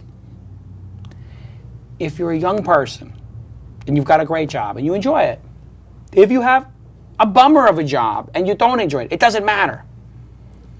If your boss invites you to something, if you have a chance to kiss up to your boss, to be involved in something, even fake it if you have to, but show enthusiasm and don't ever, for the love of God, ever show anything but total, complete enthusiasm for anything your boss wants to do in terms of like a social activity or something. I mean, just be smart. Even if it is a bummer. And if you think what you're going to say to your boss might be taken the wrong way, if you just even have a little inkling of that, don't say it. Go to your friend who you work with and say, is it mandatory? What I mean, just, you could back channel it a little bit. It's a back channel. Yeah. And we had discussed this initially here, like, wow, do you think we all have to go? Or what should we go? Really... Right, yeah. So there were those... people had that discussion. I think everybody, for the most part, was like, let's go. There wasn't a lot of dissension. Well, I know that people might have. We did it last minute. It was a week of notice. Like, somebody might have some with their kids. Maybe we could go up the next day or something. Right. I mean, there was a little. And we did. Some of us were there because our flight. We actually missed the awarding of the prize. We had to go. We had to get the cheap tickets. So there was a little discussion of that too. Like maybe I'd stayed until the next day or something. Right. But anyway, all's well that ends well. It worked out. We all had a great time, including Cameron. Ended up having a great time. Just.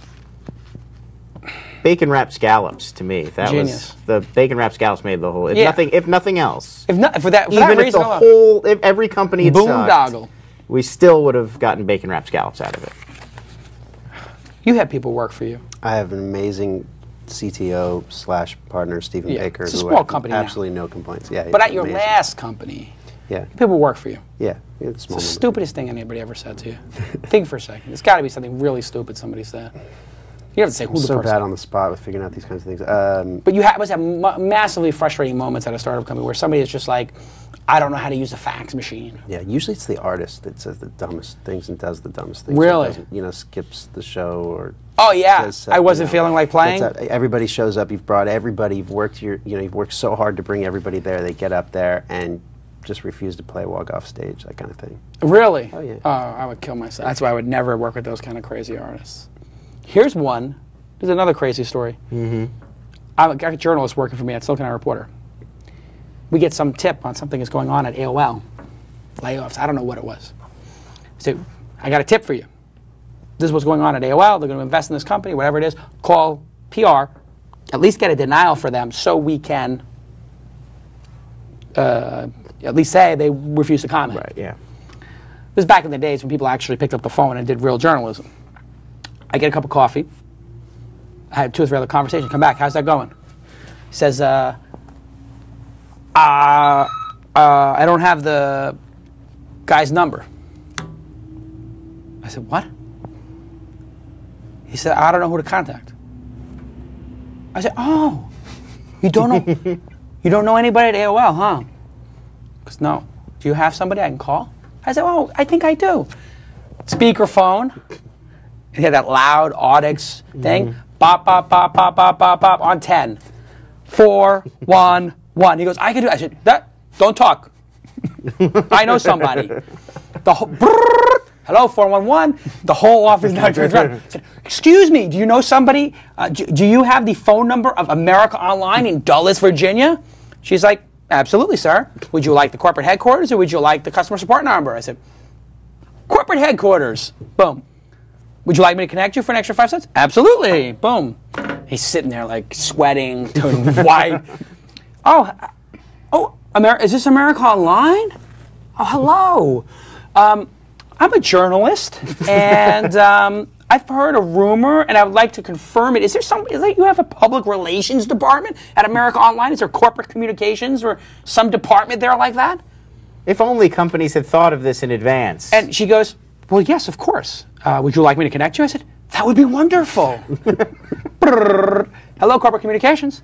Hi, my name is Jason. I'm from the Silicon Valley Reporter. Oh, yes, I love your publication. Hey, listen, I have a journalist here. He would like to ask you a question. May he ask you a question? This is exactly how I did it. This is like taking 20 minutes, and everybody in the office is like this. Oh, my God, why did you do that? And he set him off. Go ahead, ask your question. Made him ask a question. It was great. Never again have I ever said, like, no, if I said call something, you called. Yeah. You hostile find a contact. This is the days before LinkedIn or Facebook. I mean, today, for somebody to say, like, I couldn't find a person, I still get that sometimes, actually, from people. Really? You don't know how to get it? I mean, everybody's got email. I mean, even if you don't know anybody, go to the official site if you go to LinkedIn email. and you type in anybody's name, you'll find them. Don't ask the boss. You know, maybe you ask somebody who's got all the numbers if you need to, but you don't ask the boss. I mean, Google it. Let me Google that. This is a journalist. I mean, but you know what the problem was? I think this journalist, if I remember correctly, he went to Columbia graduate school. If you go to graduate school for journalism, sure, no. By definition, I need to go to jail. You are not a good journalist. If you went to Columbia Journalism School for a master's, you're an idiot.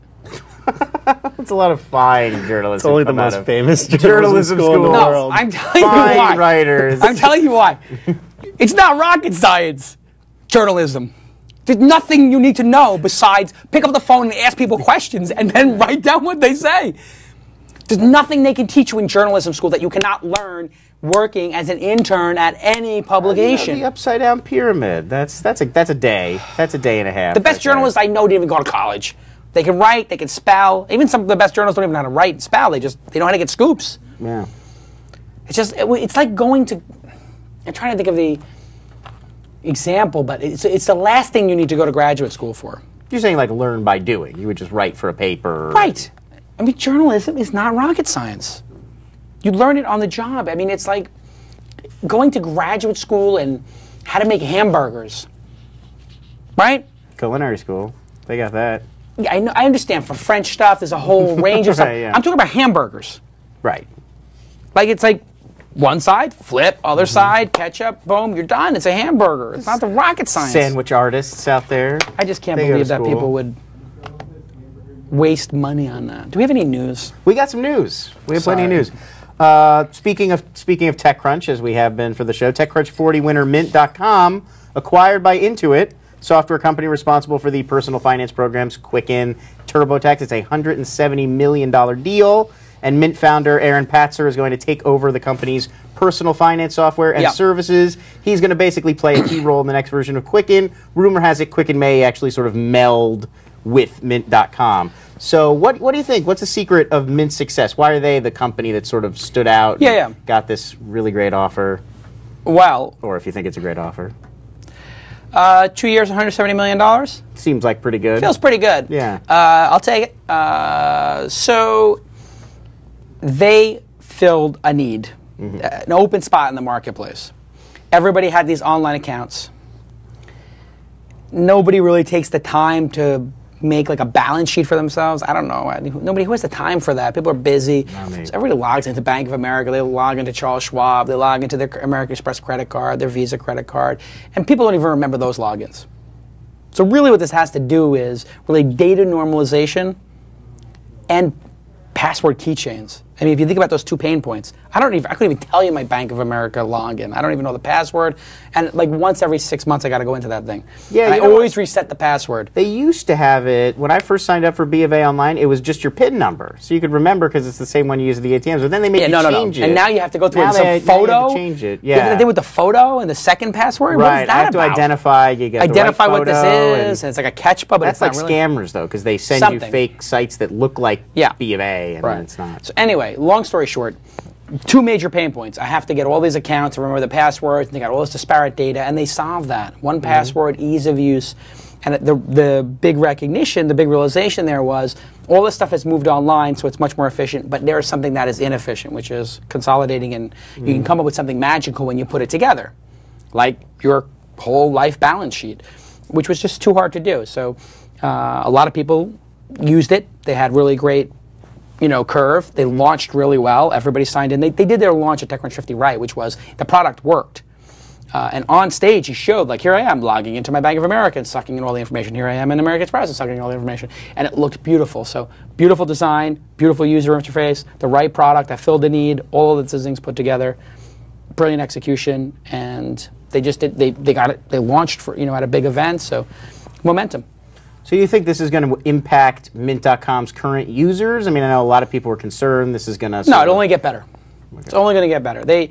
Intuit's not a stupid company. I mean, Intuit's like one of the larger companies out there with billions of dollars, tons of resources. They know what they're doing. Did they overpay for this? Probably, but it doesn't matter because they buy it for $170. They can make it into $1 billion business. And that's really what you see here is this sort of arbitrage. Intuit can make it into $1 billion business in 3 years.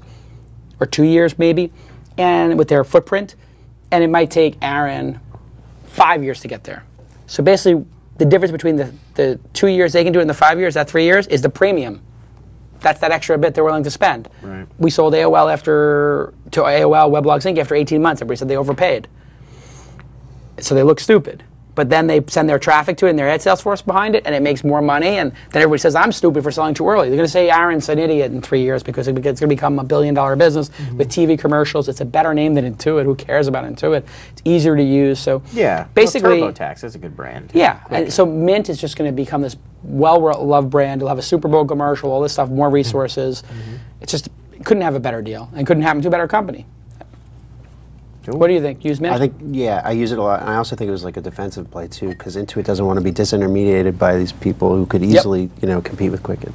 Yeah, I mean, that's an excellent point. I mean, I forgot that one, too, which is, if you're enterprise, I don't know how much Intuit is worth. Somebody look up how much Intuit is worth. I think they're publicly traded.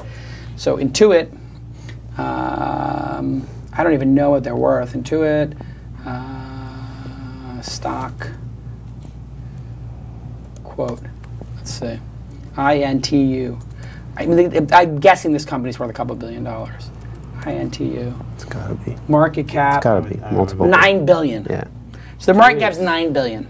That means 10% of their market cap is $900 million, which means 1.7 is a small fraction. 17% of their market cap. 1.7% of their market cap. How could they not get in? How could you not do it?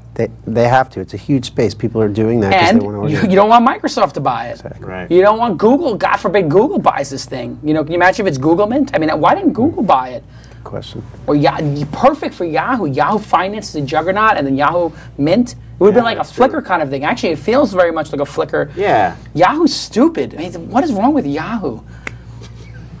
They could have bought this with their stock. Probably. Can you imagine you link your Yahoo and your Yahoo Finance, Yahoo Mail, boom, right into Mint?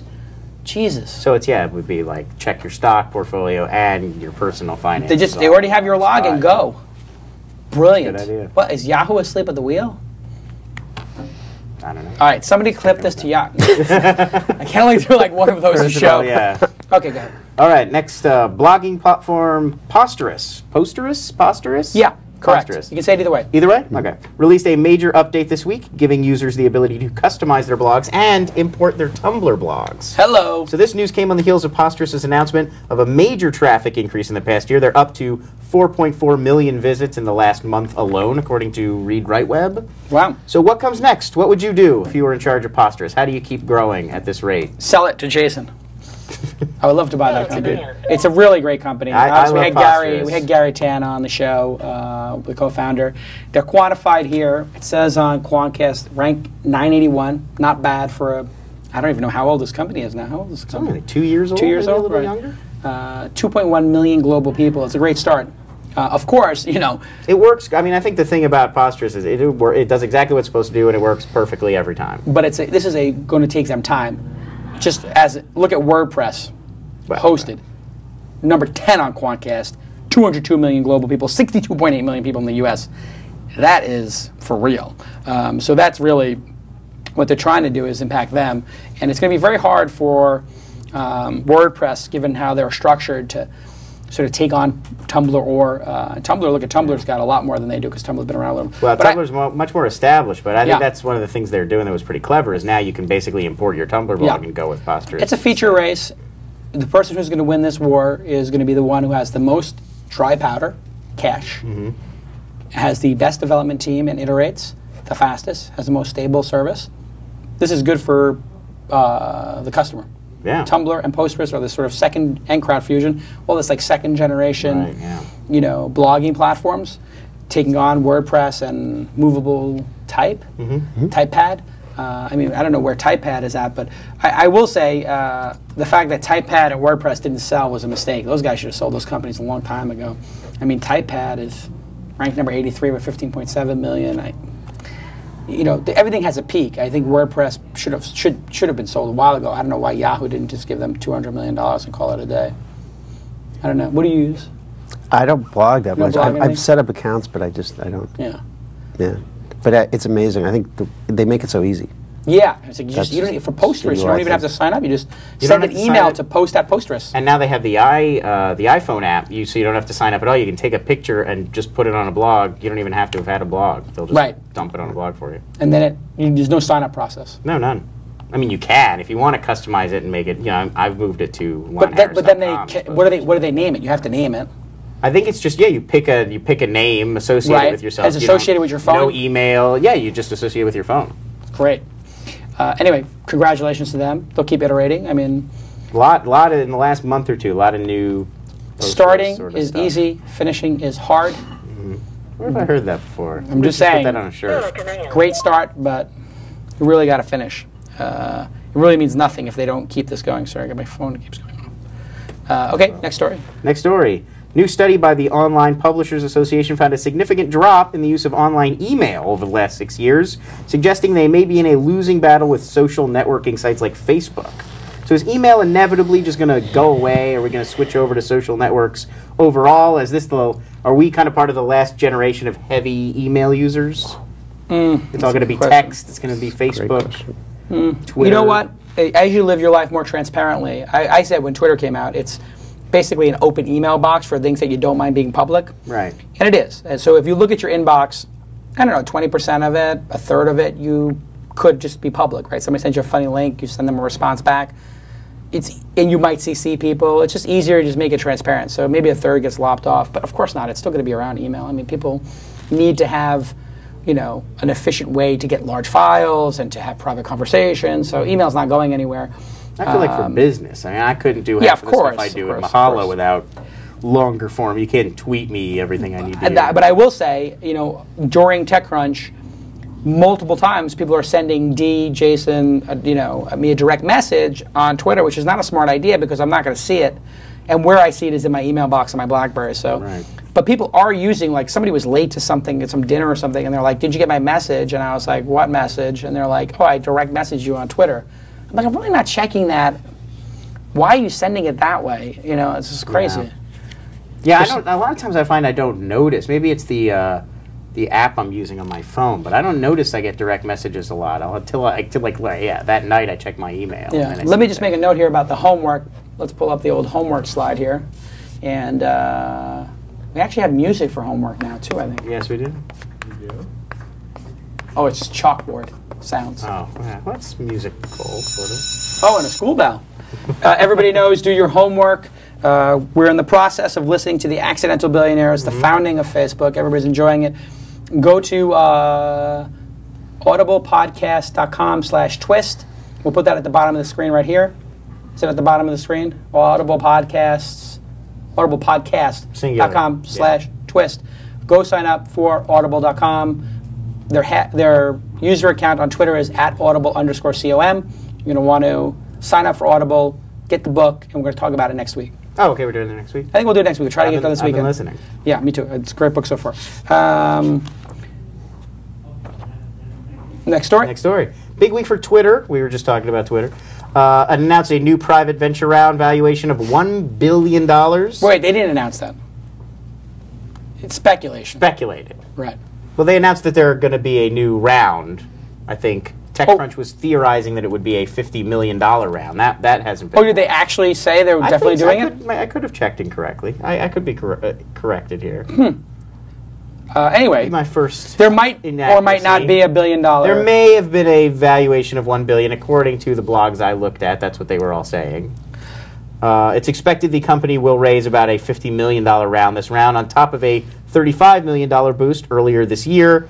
Is Twitter worth $1 billion with no revenue? Yeah, definitely. For the possibility that it becomes the global login system, global email address system, sure. Is that a big valuation for a pre-revenue company? Of course, but it's a big play. They've gotten offers for $1 billion before from multiple players. Microsoft, Yahoo, News Corp, AOL, any of these people would give $1 billion in cash for it.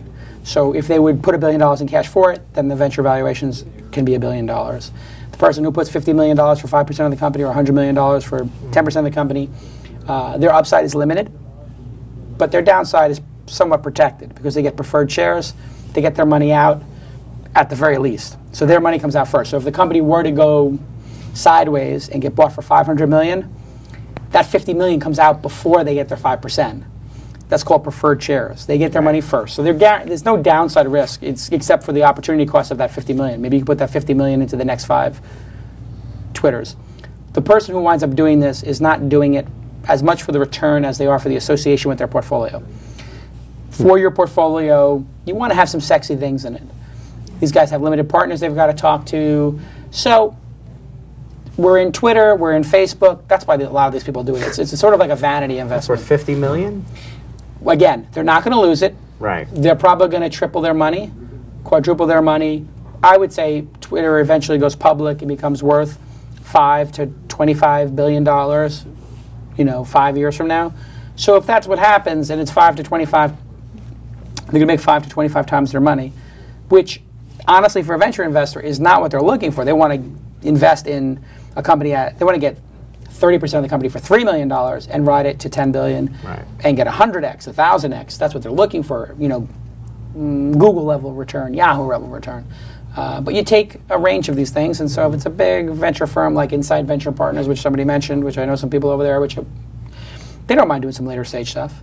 And then every time there's a press release, they're in it, So you think about branding of a venture capital firm, marketing of a venture capital firm. Sequoia does very well.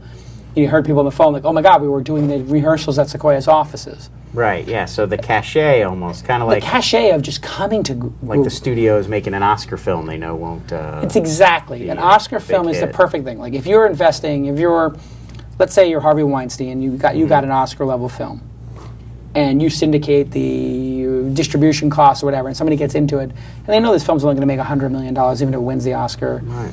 They're not going to get any money out, but they're going to get an Oscar on their shelf. That helps them produce other movies, raise more money for more films. Interesting. It's exactly what it is. I mean, the amount of excitement about being in Sequoia's offices to do the rehearsals for these companies, getting a meeting there. We had Roloff on the show last week. He gets hundreds of pitches a week. He meets with 10, 20 companies a week.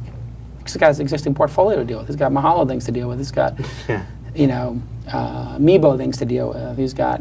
So you're saying my iPhone app public bathroom finder, I'm going to have a hard time getting a meeting in there with him. I think that's a great idea. It's about 20 of them that exist. Yeah, but they're not good. Mine's going to be great. Really? Yeah, it's that plus Yelp. That's the thing where they let you review the bathrooms. This is not Jason Shark Tank, okay? You're the newsreader. You're not here to pitch. Okay? Fair enough. I'm just saying. Do not enable the video camera for your bathroom app. Okay. Just leaving it at that. Fair enough. This is not appropriate. No, it would not be augmented reality. There is a website That's just disturbing. I shouldn't even say the name of it, but there is a website called Rate My... No. It was a Web 1.0 sensation. when cameras first came out, they did a site, Rate My Blank, blank being something nasty, and it became a huge thing where people would actually... Why would anyone? I think that's a real guy thing. Only a guy could ever conceive of something so disgusting. Yeah, how do you even rate? What's even the rating system? I think it's just a standard hot or not. So it's like hot or not, you just pick between the two? Yeah, let me pull it up here for a second. Yeah, exactly. There goes iTunes. Any other stories that we need to... I got a couple more stories, sure. Another TechCrunch 50 story. Wait, what do you think about that $1 billion valuation for Twitter?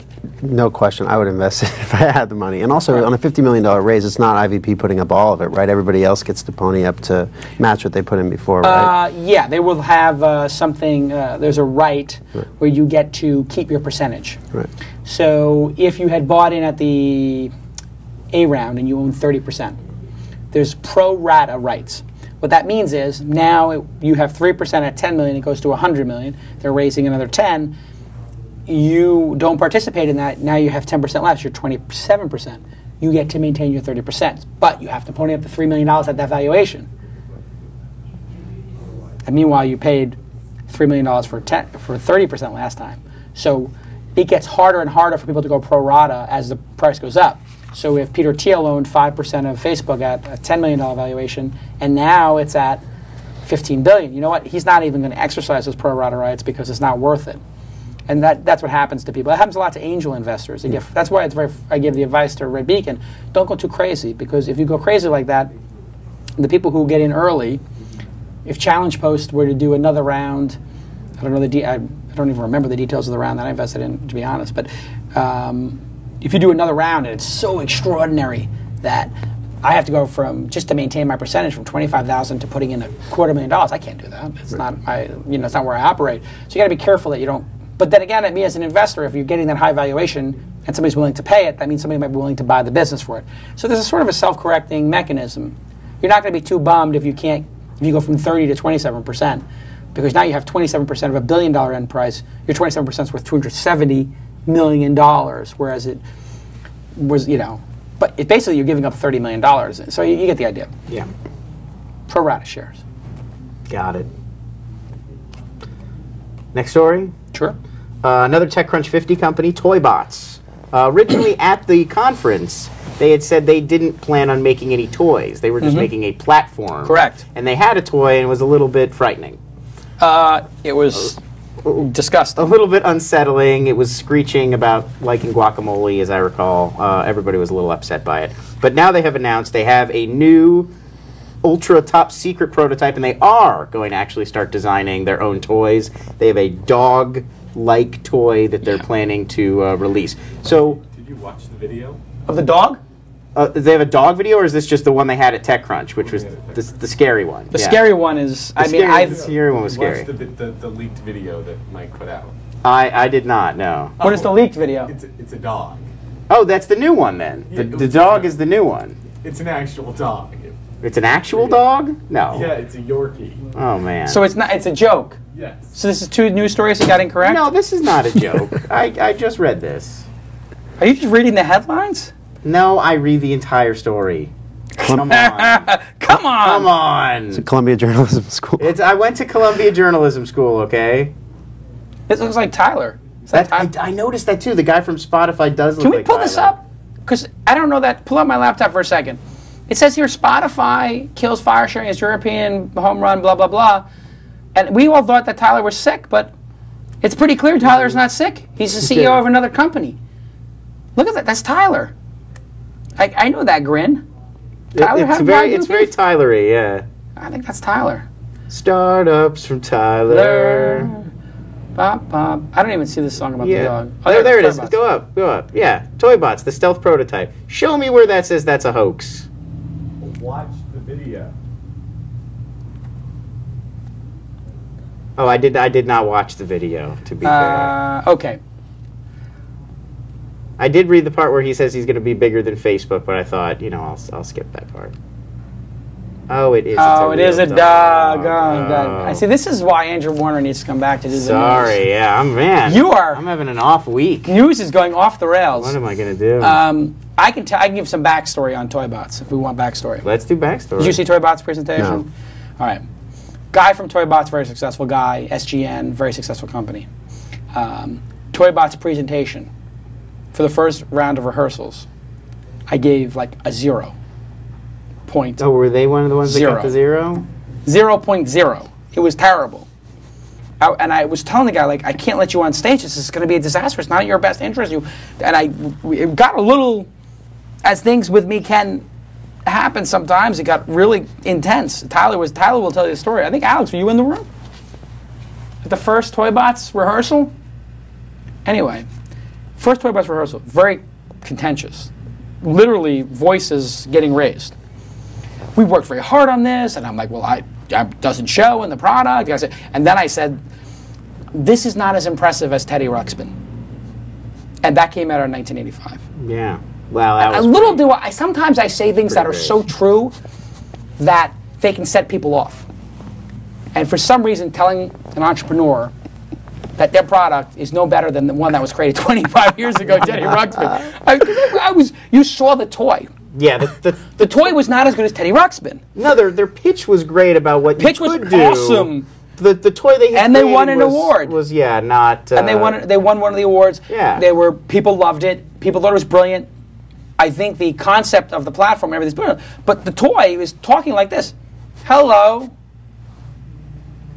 I'm a woozy, and I was like, this thing is, I'm gonna have nightmares, and it didn't work, and the thing was, anyway, to their credit, they went from a 0, next rehearsal like a 5. So I'm like, listen, I'm not letting you on the stage until you get to like a 6 or 7, and that will still put you at the bottom of the pack. So you're gonna get this presentation to where it needs to be, or you're not gonna present, period. I mean, I'm a little nuts about this. I mean, a lot of the backstory with Mike and I having a little bit of contention is because we fight over who gets on stage. Right. We fight about it because we care. And so we have these crazy debates, and it gets very uncomfortable for everybody around us. But anyway, point being, then they went from a 5 to an 8 on stage. And everybody loved their presentation. But let me tell you, that could have been a train wreck. And it was so awesome to see them do great. To their credit. Yeah. And I got people calling me, do you know the ToyBots guy? I think that platform's brilliant. So I think they're going to be very successful. But they barely got in because the product wasn't ready, but they worked, to their credit, for like literally, I don't know, 15 hours a day, 18 hours a day, not sleeping, on tilt to get ready. Nice. And it showed. So I'm very proud of them. But no, they're not. They're not. So forget. The last 2 stories, I swear, certifiably. Well, look. I mean, I got the video. Will it show the video here? This article, to be fair, it was just posted. I was trying to get a last. Look. So here's what he does. He's got the thing. News. He's got the toy. He got the toy here. And then he picks it up. Let's see it. This would be a good toy. There it is. To be fair to me, if you could build a dog that was that realistic, that would be really cool, and would wake you up. That animatronics is pretty good. Yeah. Way to. You could see how I'd be fooled. Right now it's only 1.3 pounds. Okay. And you can actually feed it and drone. Mike's got a good sense of humor. I give him that. All right. You didn't see ToyBots, okay. Is that going to be one of the stories, by the way, the drama? Because I know everybody's here wants to know. About what? The drama. Oh, okay. Will there or won't there? I was waiting. I was going to hold that to the awards end ceremony? in case I get. I'm sorry. No, so sorry. I will be like, so what's up? You guys quitting the business? Listen, here's what happened. And that's it. That's the story? No. Yeah. Basically, you're really neat and he's really messy. Yes, it's an odd couple. Right. This is what it comes down to. We both love doing the event. We both operate our 2 separate enterprises. Him, TechCrunch, me, Mahalo. And This Week of Startups. And then we are equal partners in TechCrunch 50. I came to Mike with the idea. I said, I have an idea for you. I ran Silicon Valley Reporter. We used to make a lot of money on events. TechCrunch would be great at events. He's like, I don't like doing events. I don't like being at events. He's not. Mike is a social guy with, like, if the 3 of us were having beers, great time. It gets 40 people, it's not enjoyable for anymore. It's like going out with John Lennon or something. He's not going to enjoy being out with 40 people or 400 people because they're all going to stare at him. They're all going to try to talk to him. They're going to come up with bad breath and start. You know, those people come up to you and the person with the worst breath in the whole goddamn conference is the one who has to pitch you. And Why is it with the people with the bad breath don't understand the concept of personal space? The woman with the most beautiful breath in the world, the most beautiful woman at the conference, doesn't come and talk to you. But the guy with the worst teeth, with the funk on his teeth and the plaque, and you're just like, have you not had your teeth cleaned in the last 5 years? Has to get within 4 inches of you and is spitting in your mouth and trying to explain to you their startup that they're never going to start and they want to waste your time and name drop. That's Mike's life. But it never ends. Because they come up, and then they get mad that he didn't return an email, and the guy gets 400 emails a day like I do. He's not wired for that. So he said, hey, do the event with me. Hey, I'm wired for that. I do a lot of social. Partner on the event. I said, I don't want to do the event. You do it. He goes, I don't know how to do it. I said, I will teach you. I'll do it for free. Here is my great idea for this event. Here is exactly how you do it, Mike. Here is the roadmap, Mike Arrington. I said, take it for free. We're friends. I just want to see you succeed. I'm busy with Mahalo. He says, no, do it with me, do it with me. It would be so much fun to work together. Finally, I say yes to him. I brought him the idea. Right. He asked me to be a partner, I say yes. We do the conference together. Then every year, we have to agree on every company that gets on stage. We have to agree on every speaker, every judge, every business decision. How about this? Maybe next year, if there is a next year, I don't want to say one way or the other. Each of you pick 25. Like each of you have one day. Doesn't work. And then at the end it would doesn't be work. like... It doesn't work. The reason the event works is because Mike is very good at picking startups. I am very good at picking startups. Mm-hmm. And we're both very good at picking the winner of the startups. It's not a coincidence that our number 1 and number 2 were Mint and PowerSet. And it's not a coincidence that they got into the event. We know how to pick winners. If Mike Arrington and I started a venture capital firm, we would put Kleiner Perkins, Sequoia, all these guys would be out of business. All of them. Period. Because we know how to pick winners better than anybody. Maybe Michael Moritz and John Doerr would have jobs still. Everybody else would be out of work, business. There'd be no reason for them to show up for work. We know how to pick the winners. That's a great collaboration. But then, he's got very strong feelings about how certain things should go. I have some very strong feelings about how things should go. I don't. When do I have to compromise? You work with me. Mm-hmm. I mean, you understand. I've gotten to the point in my career where I don't have to compromise. If I want to do something a certain way, it's going to get done that way if it's my company. And generally, it works for us, right? I mean, I'm not an irrational person. I'm not complaining. I mean, if you... Top 200 sites? Yeah. I mean, there's a method to the madness. And you trust working for me that I would make the right decision. If I made the wrong decision, I'm very open, as you know, to debating. We have all kinds of debates here about what we should do. That we do. At a certain point, the debate ends, and we have to make a decision. And I don't know, out of 100 decisions, how many do I say, I disagree with everybody, we're doing it my way?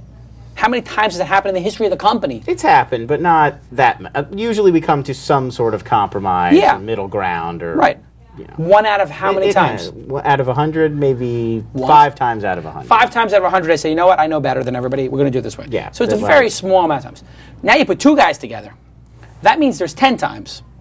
So, and there's 200 decisions a year. Significant decisions. That means Mike and I are fighting over 20 items a year. It's not easy. And sometimes things get a little strained. And then it gets better. Combine that with the fact that people come up to him and spit in his face. You know, it's a little crazy how he gets treated. It's just insane what he has to go through. And, you know, we're all under a little stress. It seemed like a very stressful 3 days. I loved it. I don't feel stressed. But anyway, I think it's not enjoyable for Mike to have people come up to him the way they do. And I watch it, you know. For whatever reason, people are aggressive with him in an unnecessary way. And it doesn't happen to me, but... I think it might be the tone of TechCrunch, that it is a very cut and dry, black and white, this is great, this sucks. And so people feel like they can sort of carry that. Yes. Mike has earned the respect of a lot of people because his opinion is very smart. I respect his opinion. When I read what he writes, I say, this guy's a smart guy. Except when he's talking about Toy Box. No, Toy Box is fine. Making an ass of me. Anyway, Mike is a smart guy. He's earned his position. Now what happened is people have elevated him to a position of importance that is extremely high, perhaps too high, where people take his opinion too seriously. So if he doesn't like something, it doesn't mean your company's not going to succeed. He's one guy. If I say I don't like something, people cannot tell. David Pogue is emailing me, crying like a baby about me giving him a hard time about his conflicts of interest. I'm like, David, shouldn't you be writing show tunes or arias for the new Nano or something? Like, get a freaking life. Like, stop emailing me, David Pogue. Like, literally, I can show you the emails. It's crazy. He's like so concerned about my opinion of him. Why do you care? You write for the New York Times. I don't. Carry on, my wayward son. You don't need me to care, you know? And I think what's happening is people get a little too obsessed with Mike. People are getting obsessed. He's just one blogger, one opinion. He may be the most important blogger in our space. He may have the most important publication. I don't think anybody disagrees with that. It is the most influential publication. He is the most influential blogger in the internet space. There's no denying that. He's more influential than me when he talks about a startup company. But it doesn't give people the right to go on tilt with him, and they got to give him a little bit of space. So what I told him was, listen, you're Bob Dylan, or Prince, or whatever you want to call it. When we have the VMAs or the Grammys, I don't expect you to sit in the front row with everybody. I don't expect you to go to the cocktail party. When Bob Dylan shows up, they bring him in a side door, he plays 3 songs, the crowd goes nuts. The greatest thing ever, he shakes 2 people's hands. Bruce Springsteen's and, you know, maybe some roadie he remembers, and that's it. You don't have to interact with him. He's not going to go mingle with everybody. And that's fine for Bob Dylan. And that's the thing that Mike has to, I think, we have to do with Mike, is he can't be there the whole event for people to just crowd him and grade him. I mean, the guy's trying to finish a blog. All he cares about is his writing. He wants to finish a blog post. And people are literally putting their hand in front of his screen. I got to talk to you about something. I mean, how rude. People literally did that. Hand in front of his face, like, I'm just trying to finish. I got to get this post out about Mint or something. And people won't let him do that. You know? So anyway, long way of saying, I'm not going to tell you exactly what happened. But we have some differences. One thing that we don't have a difference about is that the event is very important to the community. It's gotten bigger than either of us imagined it would. It is it's a huge event. A significant business. It's a significant business now. It is in neither of our interests to not have it. Either of us could do it without each other. It would not be as good. So there's a creative tension. He's going to Hawaii. We're going to hang out. It's all good. Okay. And I was also joking when I made those statements. That was the other thing. You were talking to a puppet. I tried to explain to me, I'm joking, because Mike and I have this running joke where we say, too bad this is the last year of the conference, because we can't work together. So for 3 years, we've been saying that, and everybody around us thinks we're serious, and we're not. So people hear us saying, like, oh, it's the last year of the conference, and I say it to a puppet, and it was a joke. So now people have taken the joke and, you know, taken it to be like, whatever. And maybe I shouldn't have made the joke. Well, of all puppet journalists, I think the shell puppet's the most hard-hitting. So people do trust People do coverage. take puppet shell pretty correctly. But there will be a TechCrunch 50. If I get hit by a bus, God forbid Mike gets hit by a bus, whatever, there'll still be a TechCrunch 50. There'll still be an event. There'll still be an opportunity for people. That's good news. Nothing to worry Good news. about. All You good. heard it here first. No, I said it on eventually. You heard it here second. Yeah. I mean, we like to screw with people too. And besides, blah blah blah blah blah. Must be embarrassed to crawl back to Arrington after so loudly storming off. Just kidding around. Anyway, it was all a joke. It's all good. Excellent. Is that it? I got one more if you want one more. Let's see the last one. Aardvark, Q&A service Yes. Aardvark, launched a year ago at South by Southwest. Now an iPhone app that includes most of the functionality you get through the email and the IM versions. The service was recently touted on Twitter by early adopter Robert Scoble. It hinges on asking your question directly That means it's going to fail. to Aardvark users that it thinks are qualified to answer. It sort of analyzes people in your network, tries to come up with who's the best person to answer your question, and then asks it directly to them. So have you used Aardvark, and if so, obviously what do you think? I signed up for it. It's a Q&A service. We have a Q&A service, so I wanted to see what they're doing. It's way too complicated. You sign up, and then it starts instant messaging you. Right, you have to follow it. Way too much. I get instant messages like 17 times from this thing a day, and I don't know. I'm too busy to answer questions during the day. Right. I don't want to do it that way, and there's no way to turn it off. You have to go to the site and find like a 3 messages deep. So I met the guys actually at TechCrunch 50. They were there, and I said, I think your service is interesting, but shouldn't you know if I don't answer 10 IMs a day for 100 days in a row that I'm not interested, and like maybe throttle it down to 1 every 3 days? He's like, well, you can change your settings. I'm like, I know, but you could stop asking me so many questions. it's interesting in that they have a good idea, which is use a social graph to try to answer questions. Right. Problem is that not everybody likes to answer questions. Yeah, the pay-it-forward model is they're under the weird. assumption that everybody wants to do this, which is what a lot of entrepreneurs like to think. Everybody's going to want to post their challenge or challenge post. Everybody's going to want to use that as a solution. No. 1% of people are going to want to use a solution. 50% of people want to use a PR firm to get their ideas out there. 30% want to write blog posts. 17% want to do this. 1% want to use challenge posts. That's enough. If 1% of people want to use challenge posts to solve their problems, it's an epic business. It becomes $1 billion business. You don't need to have everybody. But this thing is assuming everybody wants to participate in this way to answer questions with each other, and it's too complicated. People want to go on Twitter or Facebook and say, where should I have Chinese food, and get an answer, or email it to their friends. And a smaller number of people want to post it to Mahalo Answers or Yahoo Answers. Right. And then an even tinier group of people want to sign up for an instant messaging service. This is like almost like it's created by, this is like one of those services created by people who are too smart to be entrepreneurs.